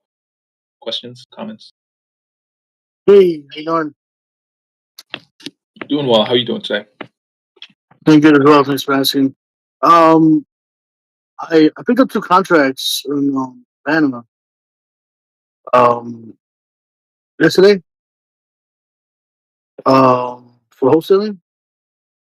Okay. I just want to see what your take was on it, or what you think of the 2 deals. All right. So let me ask you this: when you said you picked up 2 contracts, what does that mean? Did you go under Well, contract I on have the contract. these? Yeah, I made the offer. I got the contract. So I have 30 days to close on it and 7-day inspection period. Okay, perfect. So you're under contract, so we can potentially share these addresses. Yeah. Um, all right. Well, I'll bring it up, and you can walk me through the details of your offer and stuff like that. Okay. Yeah, that'd be great. Thank you. Okay. Do you have the Wholesale Atlas link? And if not, The wholesale atlas thing? Yes, I do. okay. Can you drop it in the chat so I can just click on the link and pull it up instead of having to go searching? While you do that, I will clean up. You want me to add the wholesale atlas thing in here? It's fine. Oh, the address of the wholesale. Yeah, I'm looking for the addresses, like one of the addresses for the contracts you just talked about. Okay. Yeah, let me put that in here. 1 second. Yeah. Okay. The buy box is going to close that. I was looking in the atlas.com in Phoenix, Arizona to see, hey, you all have some properties already under contract. Maybe we can buy one of them. There's the first one. All right, so give me a second. Pull that up. Atlanta, ATL. I was saying before that ATL can be pretty challenging, so we'll see if this works. We shall see. This was a VA loan. Cricket Drive, Waco, Texas. Fondly known as Waco, Texas, but all good, all good. We kid. It's a joke over here. I'm kidding over here. Yeah, so VA loan. So yeah, I'm sure I'm not the only one why so many of these VA loans are still sitting here on market. So many of them are there. So it's fine. We'll go to search, put your address in, and you got it under contract. Congratulations. That's it's a little bit of a hurdle, but it took me about a month to get it. The bigger hurdle is getting it sold. So yeah.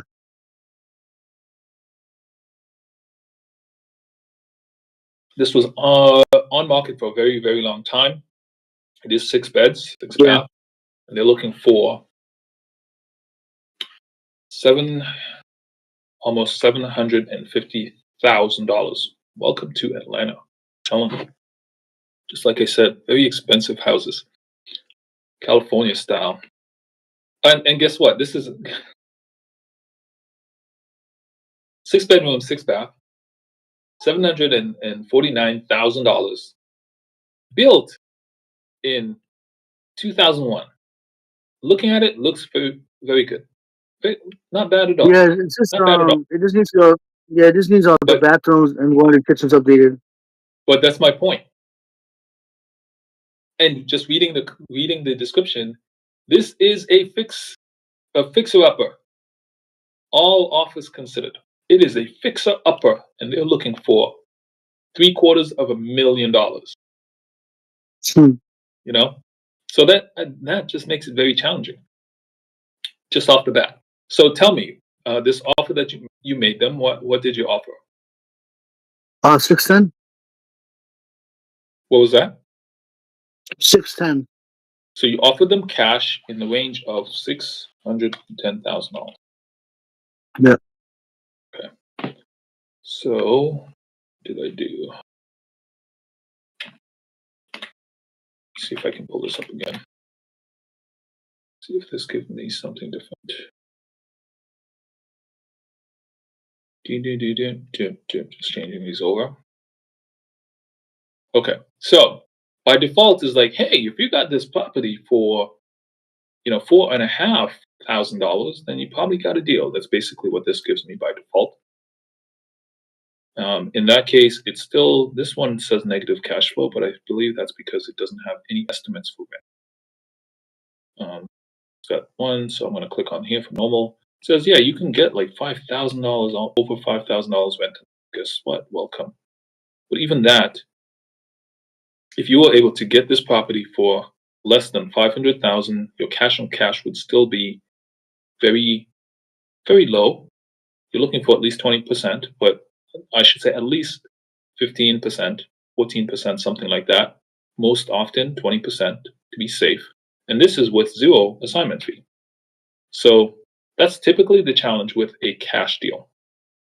But we'll go with yours exact. You said 610. And same deal, we're gonna say, hey, assuming you can get, why don't we say you can get $6,500? We're gonna be sort of generous. Again, your cash on cash is still pretty low. Okay.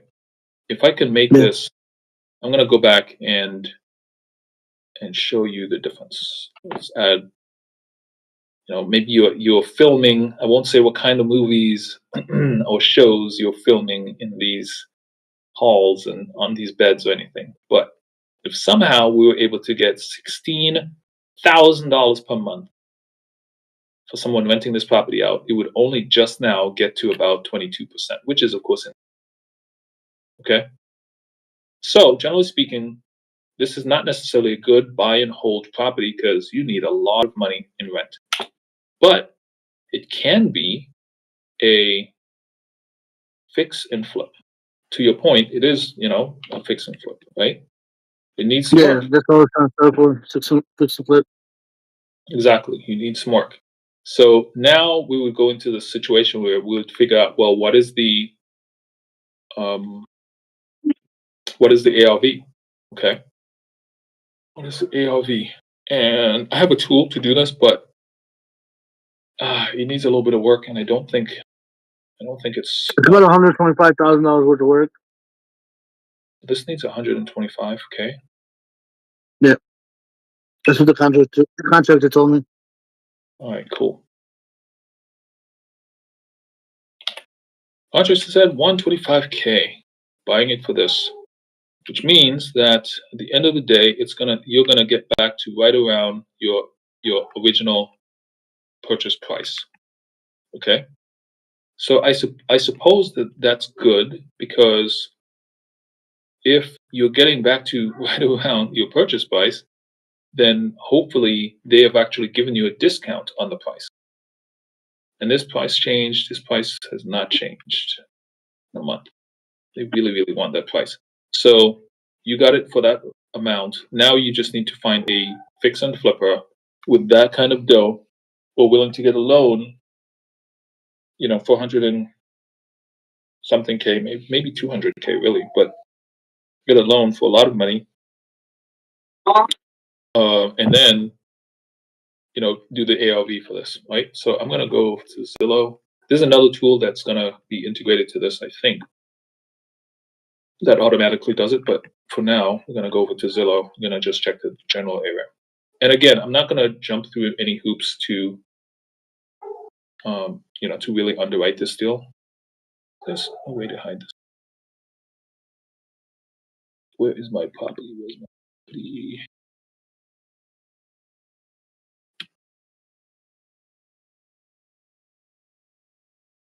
Okay, based on my location for Atlanta,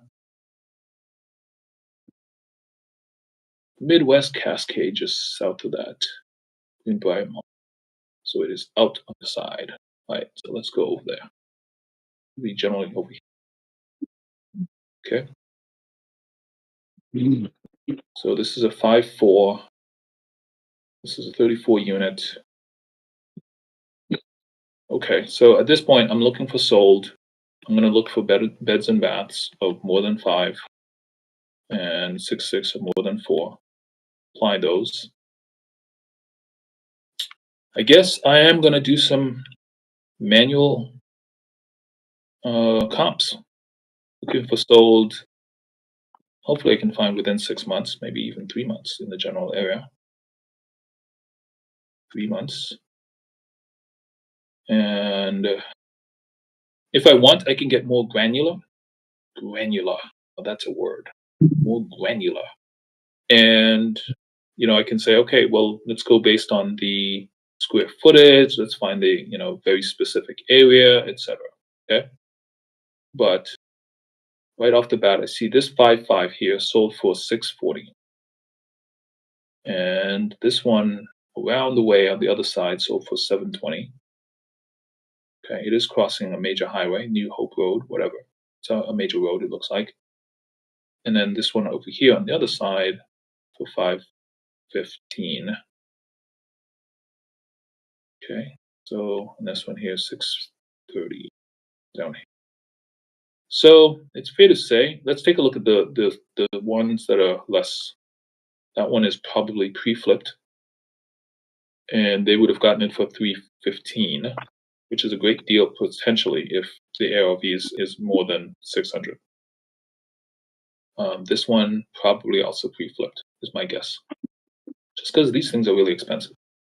Okay, so based on what I'm looking at, like it's gonna be really hard. I don't see anything here. I guess you'd have to go all the way over here to get near $1 million. This is a 6.8. It's like each, some bathrooms have 2 extra bathrooms. I mean, some bedrooms have 2 extra bathrooms or something. Well, there's 2 extra. Each bedroom has a bath, and then there are 2 extra bathrooms in the hall. I wonder what they do with those extra. Anyway, all right. So this is what I'm looking at is, the general area here. I have a pretty open set of comps that I'm looking at, and I don't know. You basically already get back to after putting in, you're buying the property at the price you got, and putting in a bunch of money. It might be very difficult to find a buyer for more than I have 800K. I have 2 comps. I have 2 comps for it. Okay, how much would you say for the comps? How much? So the comp on the one of the comps is 1.0 million, 1.0. Okay. $1 million. Okay. And the other one is 1 second. It's larger square footage, but it's going for actually it was the same living area. For 2.5. Yeah. Well, I would say that's an awesome find if you can do that. So I don't know what I have to do to get these comps to show up on my list. I guess I'll say let's go out 36 months, and I didn't set anything else. So I'm going to look for prices. Minimum of I already knew my minimum needed to be 750, so maybe even more than that. It's going to be more than that. I need it to be probably 800. No max. Okay. So if I do that, then I guess in that same general area, I'm now finding here's a 5.5, and this is $1 million, etc. Okay. So sure enough, yeah, we do have some properties. Here's one down on the other side for 2 million. These properties are good, but let's find out when these properties sold. Because comps are really important. Like this is a 6.6, okay? But that sale date is really important. The market has cooled off and things are not selling anymore, then you have some problems. Now this one is saying it sold not too long ago. So I'm not sure why it wasn't in my list before. Okay, maybe just beyond, because we are now in August, and this was basically 6. We're in 8. It should have worked. So let me go back and change my number of months. Oh, I guess it was 6 months. I said maybe I did 3 months. Okay, cool. So here you go. All right. So I think again the challenge does become that these properties we're looking at, they sold a while ago. Right. This one was I have already looked at it, 414, and this one over here for 8 something. It's also 6.6.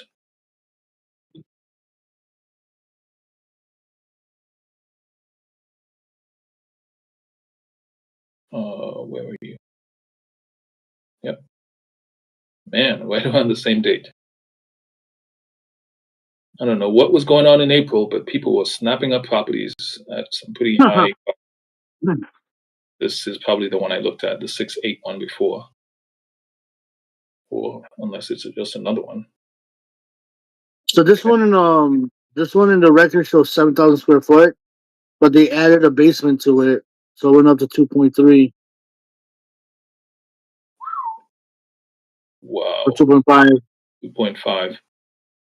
Yeah, so 7,000 in the record. So like the city records, it's actually a 7,000 square foot, but they added a basement. Okay, cool. So based on this, right, I sort of go back to that problem that I had, which was when I looked within 3 months, um, the ones I saw were a lot lower than that.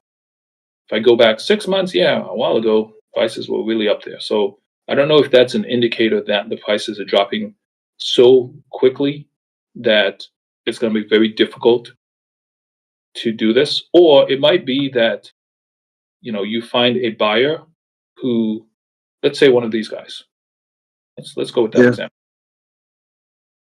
This one, yeah, right? but that's 5,200 square foot. Mine is 7,000. Yours is 7,000. No, I'm not worried Yeah. about the square footage. I'm not trying to do Okay. comps. Okay. Now I'm trying to Oh, find okay. a buyer. Okay. I'm trying to find a buyer for you. Oh, okay. Okay. Okay. Back on the market with no fault of the seller. Yeah, I know. It's just a buyer thinking they can do it, right? This is a stunning single family new construction. So that's probably not your buyer. Let's take a look at this one. Take a look at this one. Okay, similar kind of build. Not too far away. Because this is what the two things that happens, right? When you get a property under contract, it's very challenging when you don't have an actual buyer ready. And then you go to a dispo team, wherever that team is, and say, hey, I got this property under contract. Can you find me a buyer? And then they're scrambling to try to find a buyer for you. And especially these high prices, which is always the challenge in Atlanta, like I mentioned, it'll be really hard to find somebody who's like, oh, yeah, I've been looking for this deal. Let's go. So maybe one of the smarter ways is to go right ahead and try to find a buyer who is already a fix and flipper. And this is what I would do. Okay. You're going to put it through whatever system to try to get someone to help you sell it. And at the same time, you're going to still go ahead and make calls to places like this. Like this was bought by Alicia Houston at this realty company. And I would call her up and be like, hey, I've got potentially another deal for the seller on that last one. This was in April. Hopefully by now they're ready to do their next flip. And they've got capacity. They're ready to do another property. And I just got another one. I think it's a great deal. Similar situation. You could potentially right now they got this for 830, right? This is my conversation with them. After your sale, well, I should say after your buyer buys it and put some money into it, and it's been like 4 months. Hopefully, the market has returned because this is literally going to be your sales pitch. Because if they sold right now, if you're looking for comps that are selling right now, they're much lower than this. These comps were like 6 months ago, right? 5 months ago, whatever. So now you've got to be like, okay, well, hopefully by the time they're finished flipping it, the market bounces back and this property can go for $1.2 million. So maybe you've got some, pretty rich or not necessarily rich or wealthy, but they can get some loans and stuff like that and buy some, get a loan and buy the property and renovate it and all that stuff and spend the 6 months Well, or I was trying to 3 sell it months for renovating it. Yeah. I was trying to sell it for 660. So Yeah, I mean, right now it doesn't matter what you try to sell it for. What matters is you have to find a buyer. yeah, Right? You've got to I find a buy buyer. it for Yep. 660. Because the Yep. ARV I got for this was 1.2 to 1.3 ARV. Yeah. That's from an agent. Don't believe.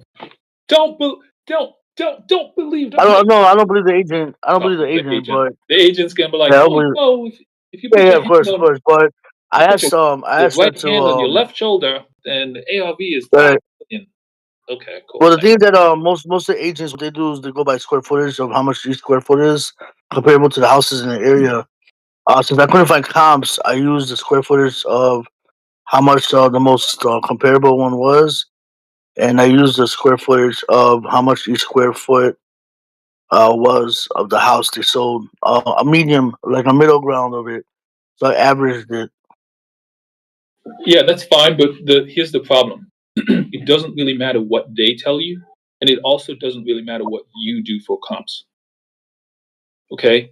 You do your comps so that you can decide for yourself, is it even worth the headache of me trying to find a buyer and going under contract on this particular property? That's why you do your comps. But when you bring this property to an end buyer, they're going to be like, okay, thanks, cool. What's the address? Okay, cool. And then they will go and do their own comps. They'll come back and be like, yeah, I don't see any properties, selling, at a price in the last 3 months that makes sense, for me, right? This just doesn't make sense. You go, oh no, it's I have these comps.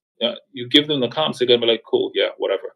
But right now, whatever those comps are, they're gonna go with based on the numbers. They're gonna say, well, 6 months ago, properties were selling for 2 million, for almost $1 million 6 months ago. Right now, they're selling for 2/3 of that, maybe. Six. It's in the 600s. Another 6 months from now, it might be in the 300s. I don't know. That's what they're going to tell you, right? They're not going to be like, oh yeah, 6 months from now, it might go back up to 1,500,000. Yeah, I don't know that they're going to be that optimistic. So that's my challenge. Like, you tell me you've got comps, great, but to that fix and flipper, they're in that market. Literally, they're in there in that location doing the stuff they're doing. They're looking around at prices, and they're like, oh man, the prices are dropping. I need to go find another job in another area or something, for the next 6 months is what they're already thinking. And you come to them like, hey, don't leave. I've got this property for probably too much. And they're like, no, I'm leaving. So that's why I said up front, right? Congratulations going on the contract. Thank you. Don't be surprised if this one, doesn't really pan out just based on those prices and what I'm looking at.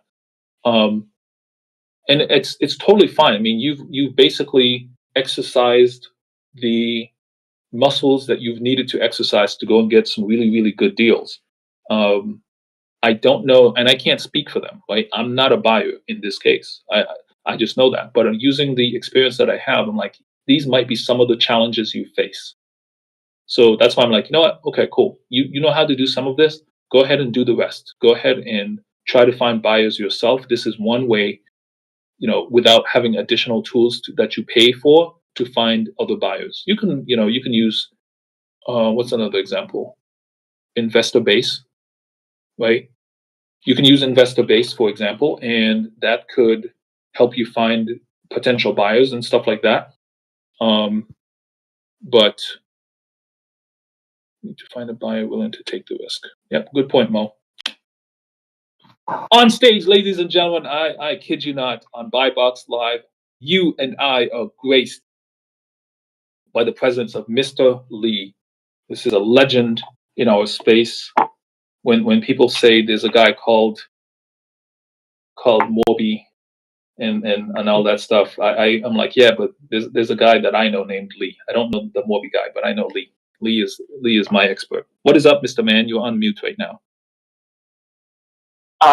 So thank you for that, but I'm not a legend. I'm just a guy on the wall. Fly on the wall, Mr. Fly on the wall. Welcome to Buy Box Live. Go ahead and please. Thank you very much. Please help out the call. Actually, a question though on this deal. Did somebody say this is a they bought it in 2021?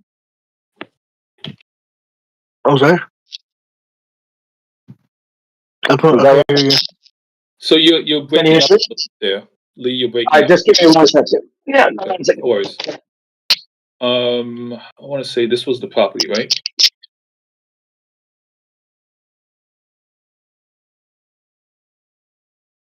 So on this property, we're just going to go to the history and show more.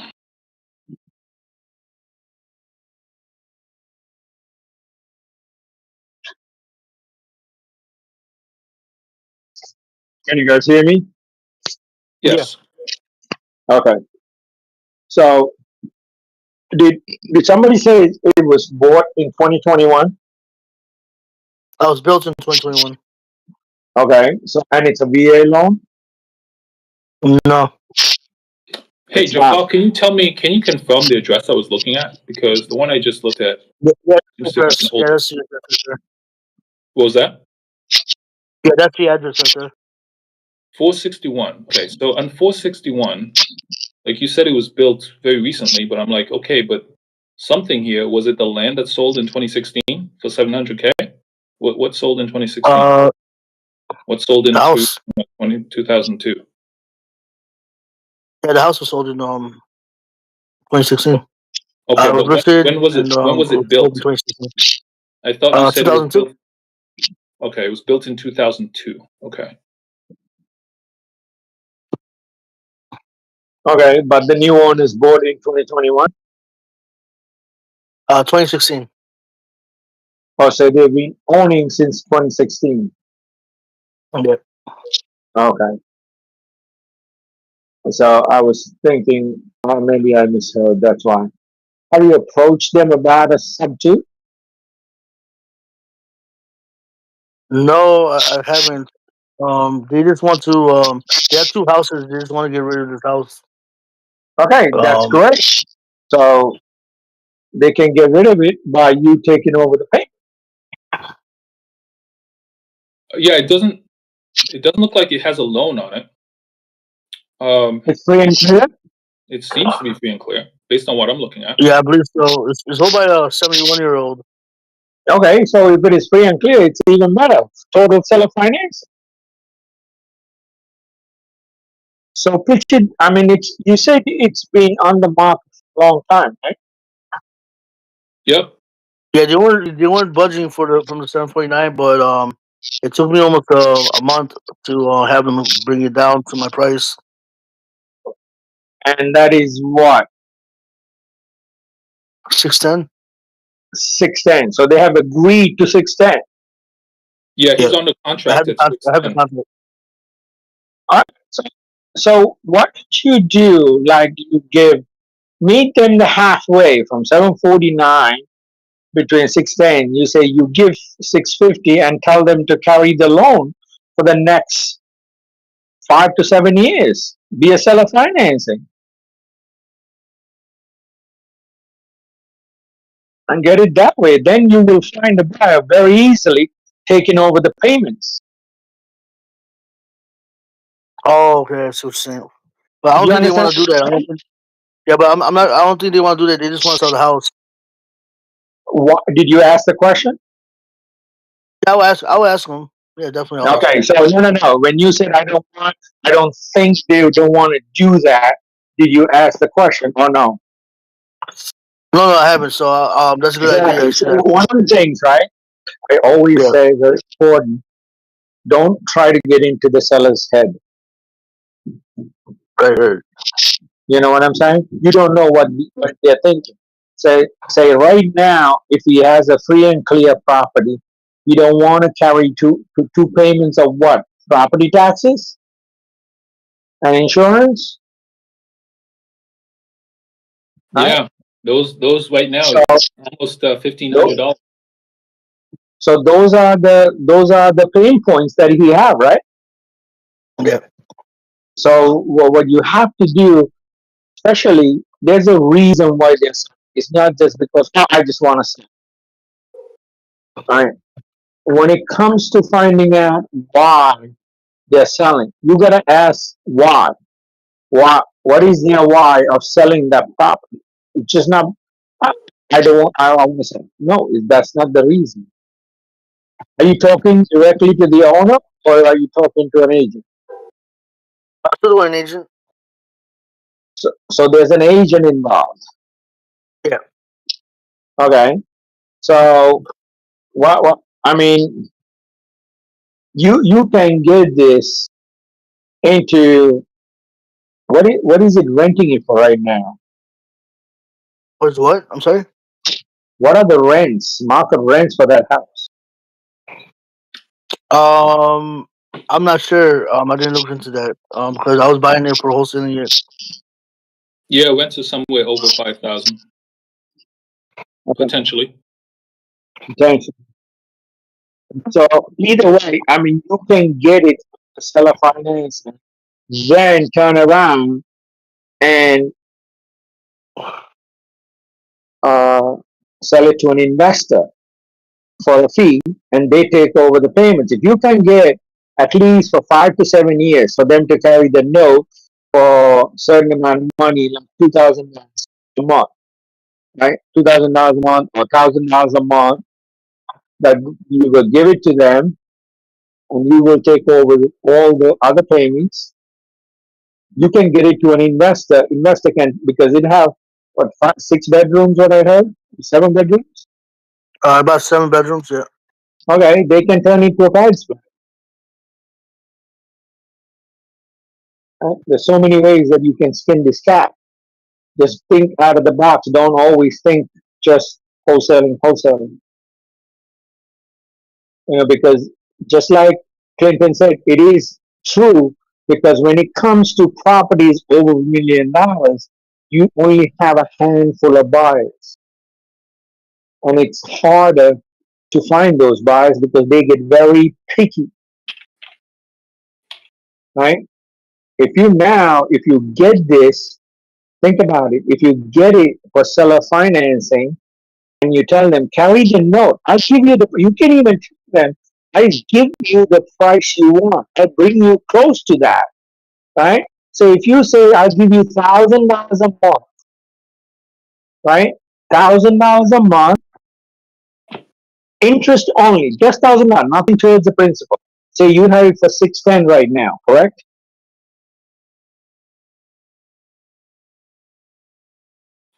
Yeah, Yeah. Yes. Yes. Yes. Right? So if you give $1,000 a month, right, for 5 years, that's 60 months, that's $60,000.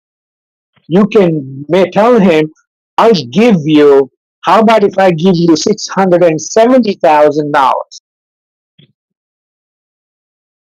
Right? You now have a contract with me for 610, but I'll give you in the end $670,000.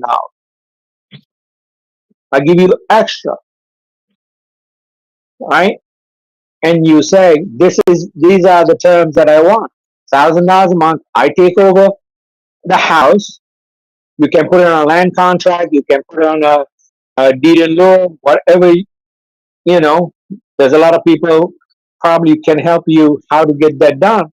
But then you turn around and get a good pad split investor in the area.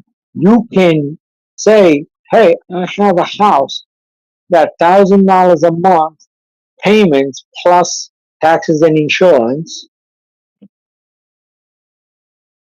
and you Yeah. can take over.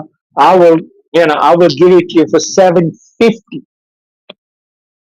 You can sell that contract for $750 and make pretty much 80, 90 grand on that house now, because that pad split investor buying it for $1,000 a month for the next 5 years, right? If he takes one bedroom, you got 6 or 7 bedrooms, probably, it looks like a big house, you probably can make 7, 8 bedrooms in there, right? If you take $1,000 a bedroom, that's $8,000 a month.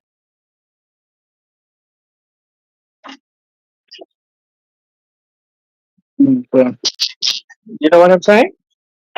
Yeah. So you trying to say that make this a pad split? I'm just saying, I'm just giving you an idea, right? Because you're trying to Okay.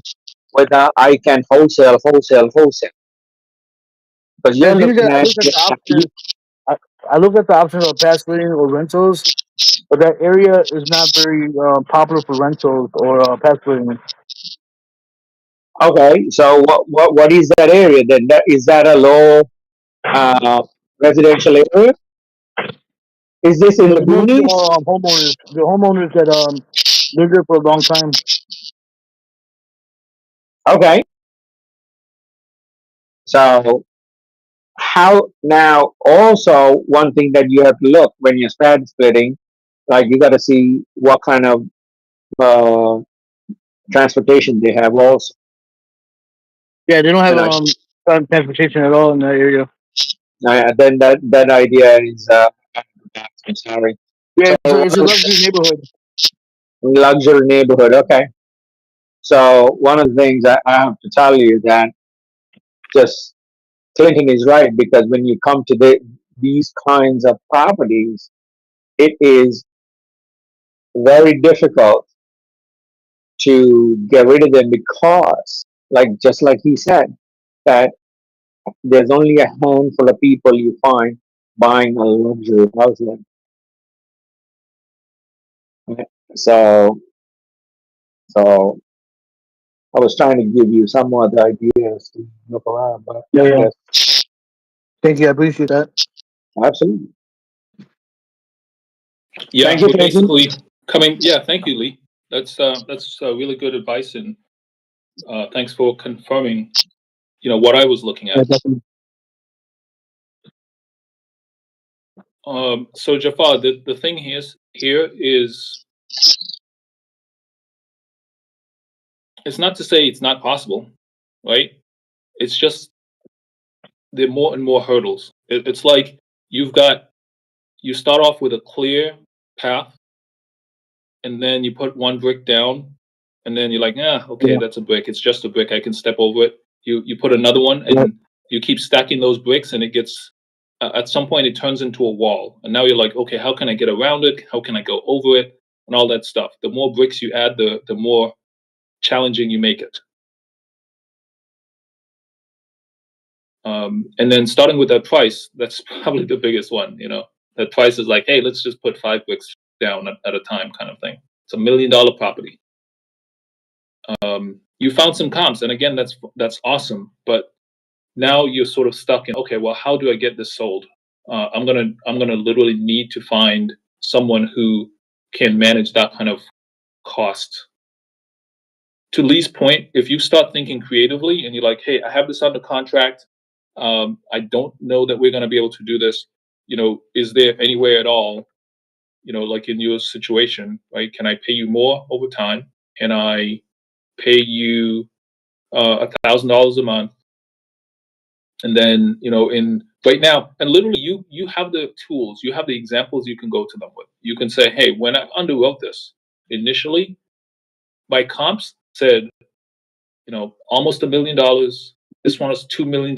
These comps, literally, you have fire. Like these comps say, I've got $1 million properties that could sell. Okay, that this could sell for. But the problem is the market is now. That was 6 months ago. Now, 3 months ago, everything is selling for about 6. Maybe 7 if you can right. potentially find one. So everything is down. So I'm going to need some time to be able to get the property to go back up in value, and then we can sell it to refinance out or whatever and pay you off. So I need at least 5 years, maybe 7. They're gonna like, nope, can't do it. Okay, well, can you give me at least 3? Just give me some number, because you're already under contract, right? And Yeah, where can you go from here? It's not like you can from here you can go up. You're like sort of in the middle. From here you can go down really quickly, or you can potentially go up kind of slowly. right. So Okay. that's how I would play this scenario if I was in it. Yeah, definitely. I'll talk to them about this. I'm glad you said that. There was one other um contract I got, and maybe this one might be what you're saying.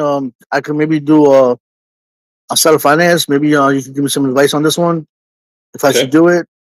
The address. Yeah, I'll put it on the. I'll put it in here. Here's the address right here. I got this yesterday as well as a contract. You are a master, my friend, of getting properties under contract. Congratulations there. Thank you. Well, like I said, it's once you've exercised this kind of muscle, you're just making it stronger and more powerful. So that next week when somebody's like, I'm making calls and nothing's happening. I mean, you're making calls and getting properties on the contract. So the next thing is, you have a bunch of smoke, and before you know it, you're gonna have fire, and with that fire comes money. I think. Something like that. Yeah, definitely. Okay, so my quick impression of this property, I don't really like that first image. Very low quality. These are very low kind of properties, but this looks like it needs a little bit of work. Definitely needs some work. Bathroom is kind of okay. So what's your estimate on this one? It sounds like you've already learned how to do estimates and stuff like that, or at least get from a contractor.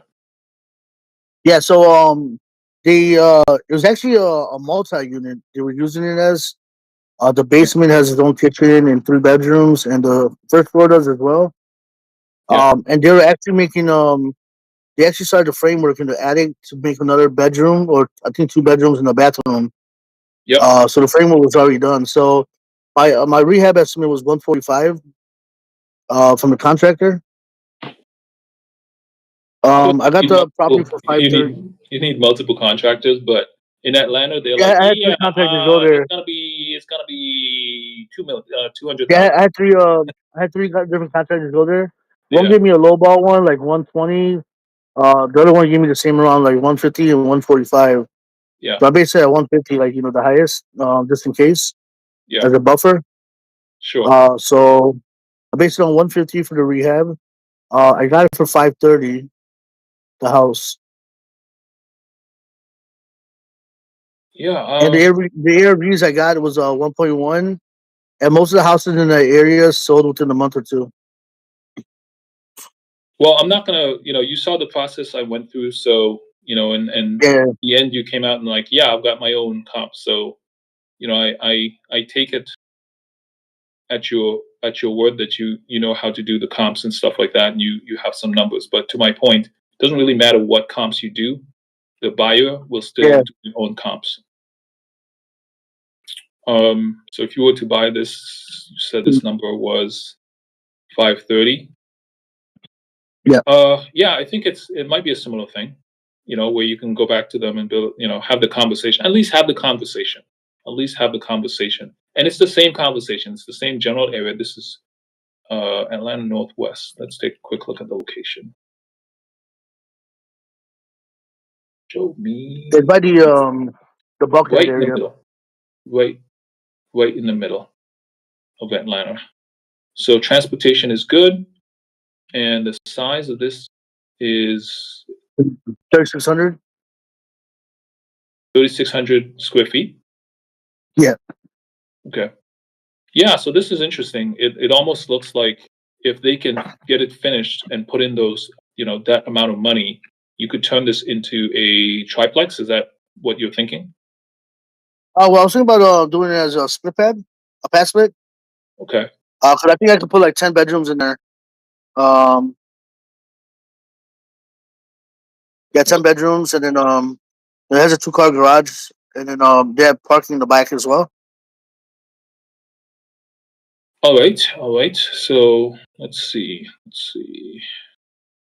When I looked We'll at assume we can get PadSplit.com, 65,000. Yeah, go ahead. yeah, when I went on PadSplit.com, the rental rate in that area with the parking spot was 314 a week. Okay. So what does that tell you? So if I have 10 bedrooms or 10 rooms, 314 a week. Yeah. I'm making about 31 3,100 almost a week. Yeah. So about like 9,700 a month. Okay. Do you have any costs to that? That's your gross. How much Yeah, would be your net? yeah. So I did the when I went on Pad Split, I looked at the average as well, and then I have a friend of mine who does Pad Splits in Tampa. Yeah. He said that it's going to cost me about 4,400 a month for the expenses and the mortgage. Okay. So the rest is pretty much a cash flow. So I have. Did you say 9,700? Yeah, 9,700. And then you said subtract what? 4,300. 4,200. 4,200. Okay. So this is even more than my estimate, but you're back to 52. Right. And this is actually not fair. I think my number was going to be accurate because let's go with 650, because this is before my own expenses. So after my own Okay. expense, my operational costs, they drop it down 1,300. That's why. So after you literally, it's exactly what I put in. I am I Okay. am I am quite impressed. I'm quite impressed with my number. Like you told me, oh, it's gonna be 10 bedrooms, and I'm like, okay, 10, 6,500. Literally, that's what I typed in. Go back and watch the video. You told me Yeah, 10 nice. bedrooms. I typed in 6,500 right there.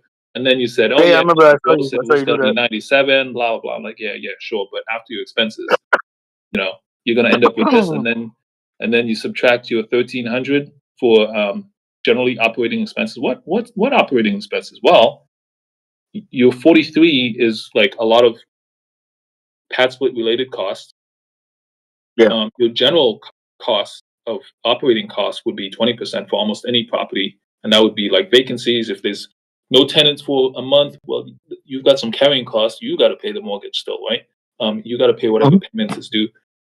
You've got a management company because presumably you're not going to be, dropping everything and going there and living Oh in no, there no, to no. manage Yeah, this property. So exactly. you need to pay a management company, and there's some other fees potentially involved. So by the end of it, you get back to 20% down. Da da da. Next thing you know, this is how much you have. So this Yep. one, it might work really well for, like, if we go with the cash side, it might still work. But before we do that, let's just check the seller financing situation. You said seller finance. Let's say we put down 30,000, and we had rehab costs of, you said like 130, 135, 145, 150. What? It was 150. Okay, so you're being pretty conservative, which I like, but it's fine. We'll start there, 150, if you put in that much. And at this point, it's your entry fee is almost 200,000 because a bunch of that is going towards the Yeah. renovation. Some of Yeah. it was about 30,000 down payment to the seller, and then let's say you want to get $20,000 on this deal. Based on that, you've got a pretty good cash on cash return. Now, this thing here is going to be red because it's like, wow, your offer price, your entry fee here shouldn't really be more than 20%. But in this case, your entry fee is 35%. Now, why is this important? It's only important because someone, instead of going through you for this thing, and they're basically putting down, if you were to assume they're putting down 35% is what this looks like, right? Almost 36%. They would, potentially rather go to a bank and get, a down payment of 20%, right? And then get all the money they need to renovate and all of that stuff. So they probably wouldn't necessarily want to do it this way. But if we were to do that, let's go ahead and see what that would look like. This is a seller financing situation. But yeah, if you did it this way, you can technically get a nice cash on cash return, which basically means that overall you put in 200,000, about 200,000, and by the end of the year you get back about 50,000. Okay, so that's where we get our near 25% from, which is great. Now, if we were to switch this, and this is before we haven't paid them anything. We haven't paid them anything. That's why. Mhm. So let's go and say, hey, I'm getting a bunch of money. You're going to want a bunch of money. Can I switch this from a cash deal to a seller financing deal? Yeah, we're going to still do the renovations. They're gonna be like, yeah, you've got 10 rooms. I need a bunch of money. How much do you need? I need 600. I need 6,000. Like I can't do that. I could potentially give you 3,000. Maybe 2,000. And of course, at this point, your numbers are very low, right? Like, okay, Yeah. I'll take a 10,000 assignment fee. Number doesn't change too much. So might as well keep it at 20,000. The challenge here is, remember, we went from 50,000, getting 50,000 in. This is monthly, so where are we? Down here.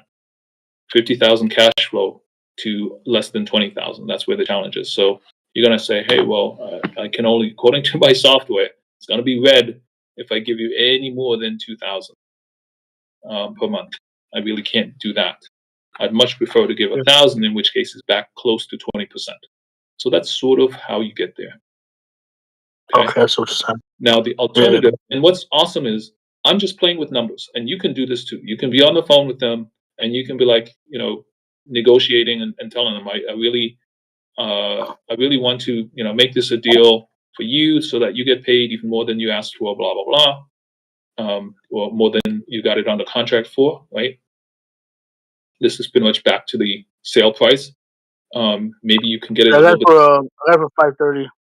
Yeah. So you got it at 530. So it's not really that big of a discount, but if you can say, maybe 575, something like that, then you get it back to them. Okay, 575. Okay. And hopefully you can get this 97 from Pad Split because, wait a second. You did they give you, they said 150.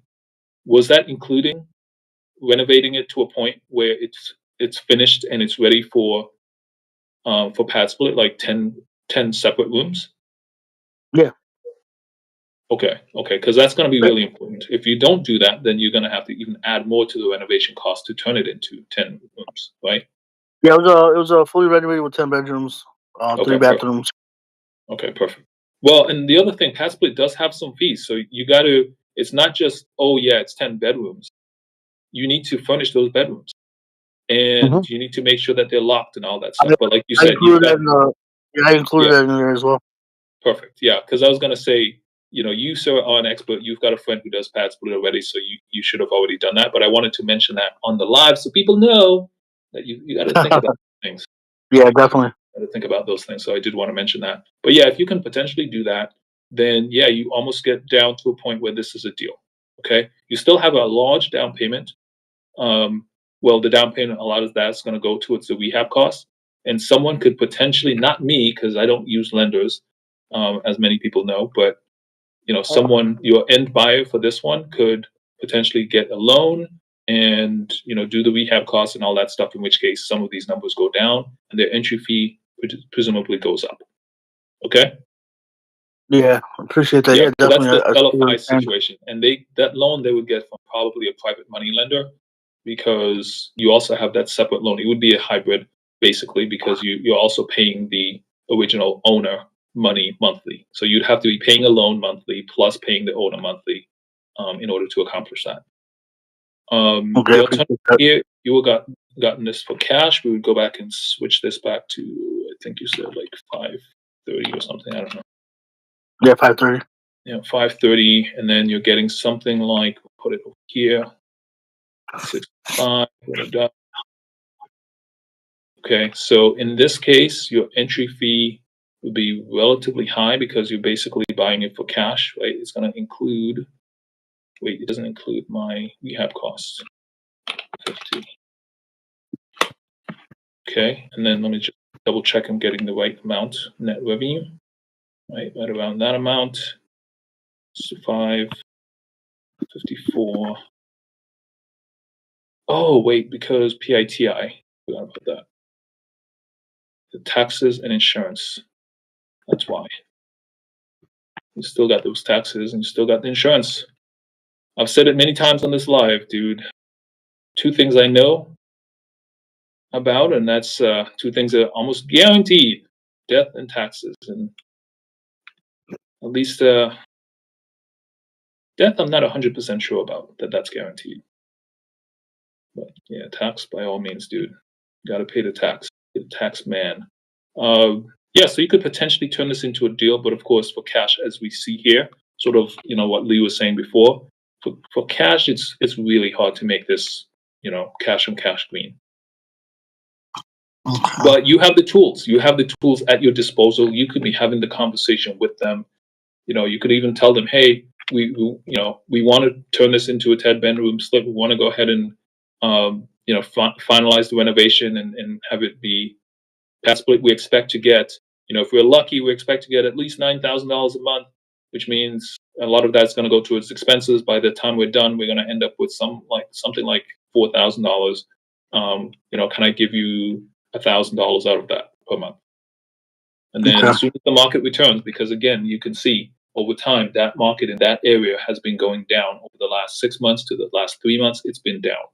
So that's your tool. That's your firepower. You put that in there and you load it up and like, okay, I'm gonna have the conversation. I know this is under contract and I really, really don't want to go, but these comps, they're going down. They're not going up. These comps are not going up, and that's going to be really hard to get this done. So can we go ahead and find a way to switch this contract? So have the conversation. It's not dead, but it's the best I got for you. Yeah, definitely. I appreciate that. The thing I had a question about is I've been looking in Cleveland, Ohio, and I'm working on 3 contracts over there. I think I'm about to get those contracts this week or by next week. They're furnished houses. I mean not furnished. I'm sorry, rehabbed houses. Under 150,000. But the rental is pretty high in the area. Okay. So is that good or should I do should I wholesale it or should I do a set of finance because the price is pretty low. I mean I'm pretty much getting it for like 110,000 for the houses. Well, to my point before, this is pretty much the opposite, right? We talked about the fact that when you're dealing with California prices in Atlanta or Miami, you sort of end up with that kind of situation, right? You end up with prices that are really, really, really high. And even if the rents are also high, it's still very hard to find buyers who even deal with those numbers or who have the kind of credit score. I've seen some buyers, they will give you $1 million proof of funds. And you're like, wow, yeah, $1 million. They can afford XYZ. And then it turns out, yeah, they've got some defaults. So no bank is going to actually lend them any more money or whatever.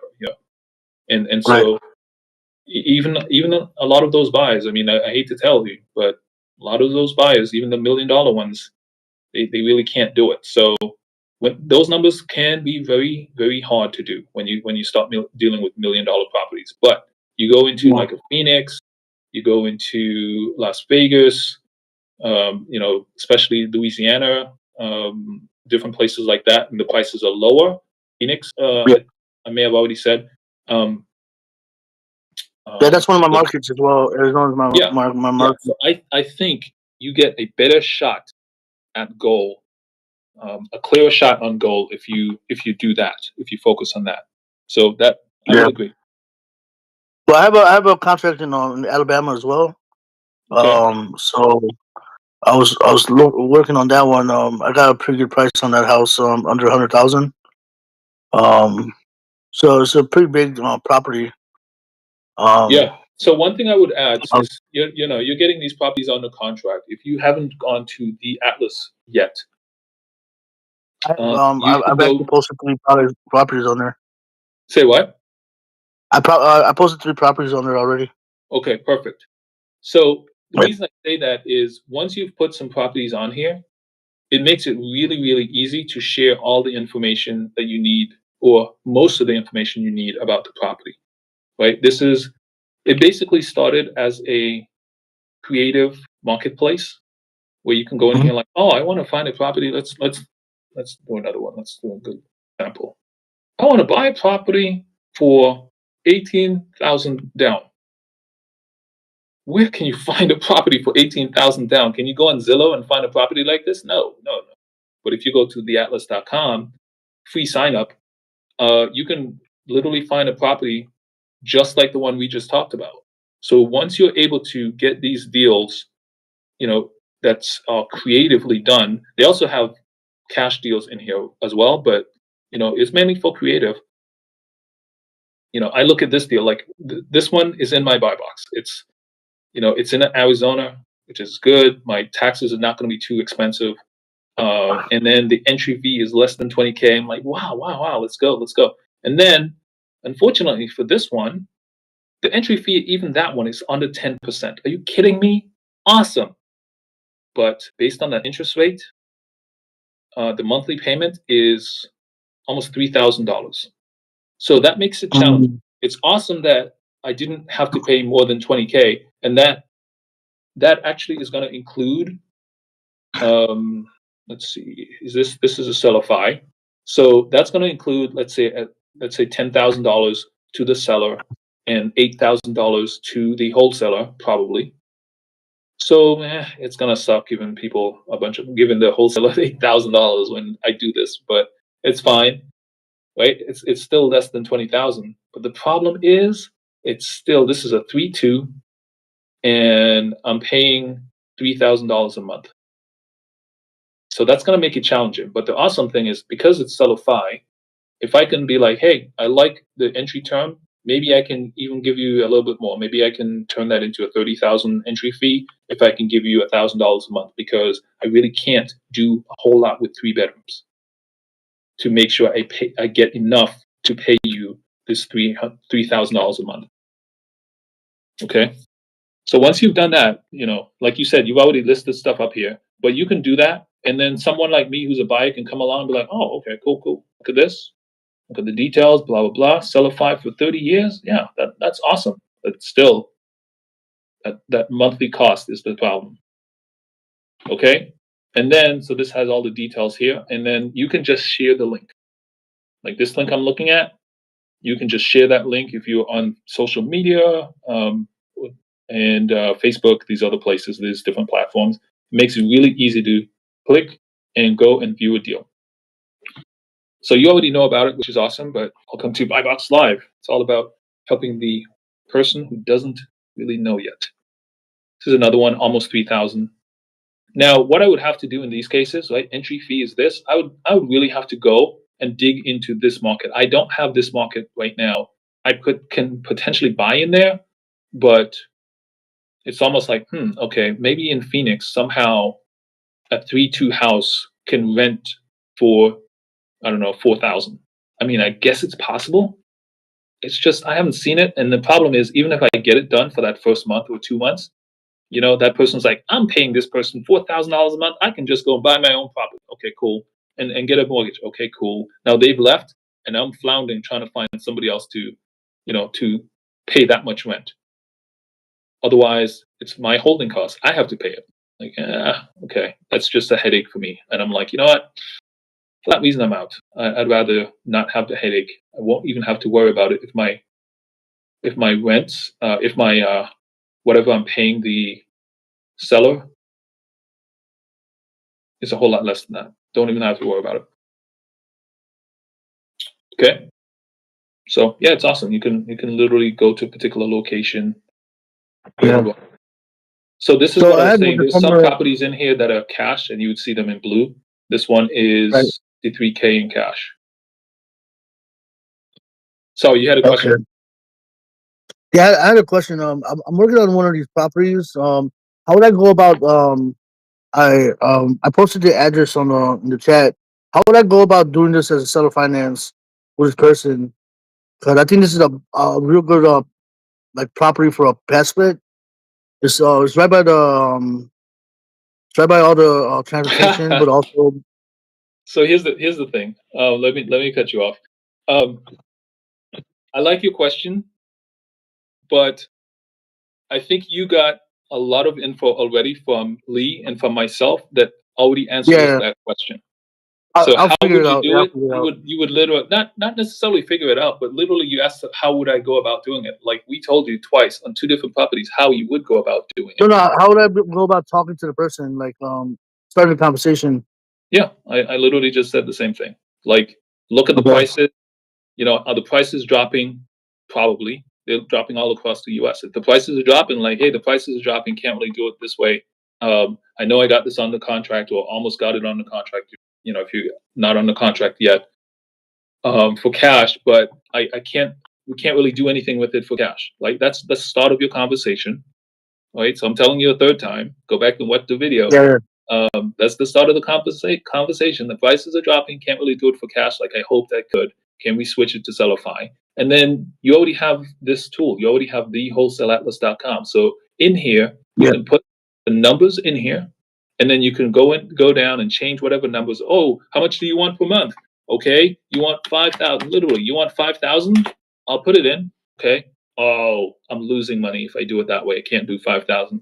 Okay, well, let me see if I can change the number. How about 4,000? Nope, still. How about 3? Literally, you can type this stuff in here. So that's how the conversation would go. Okay? Got it. Thank you. Yeah.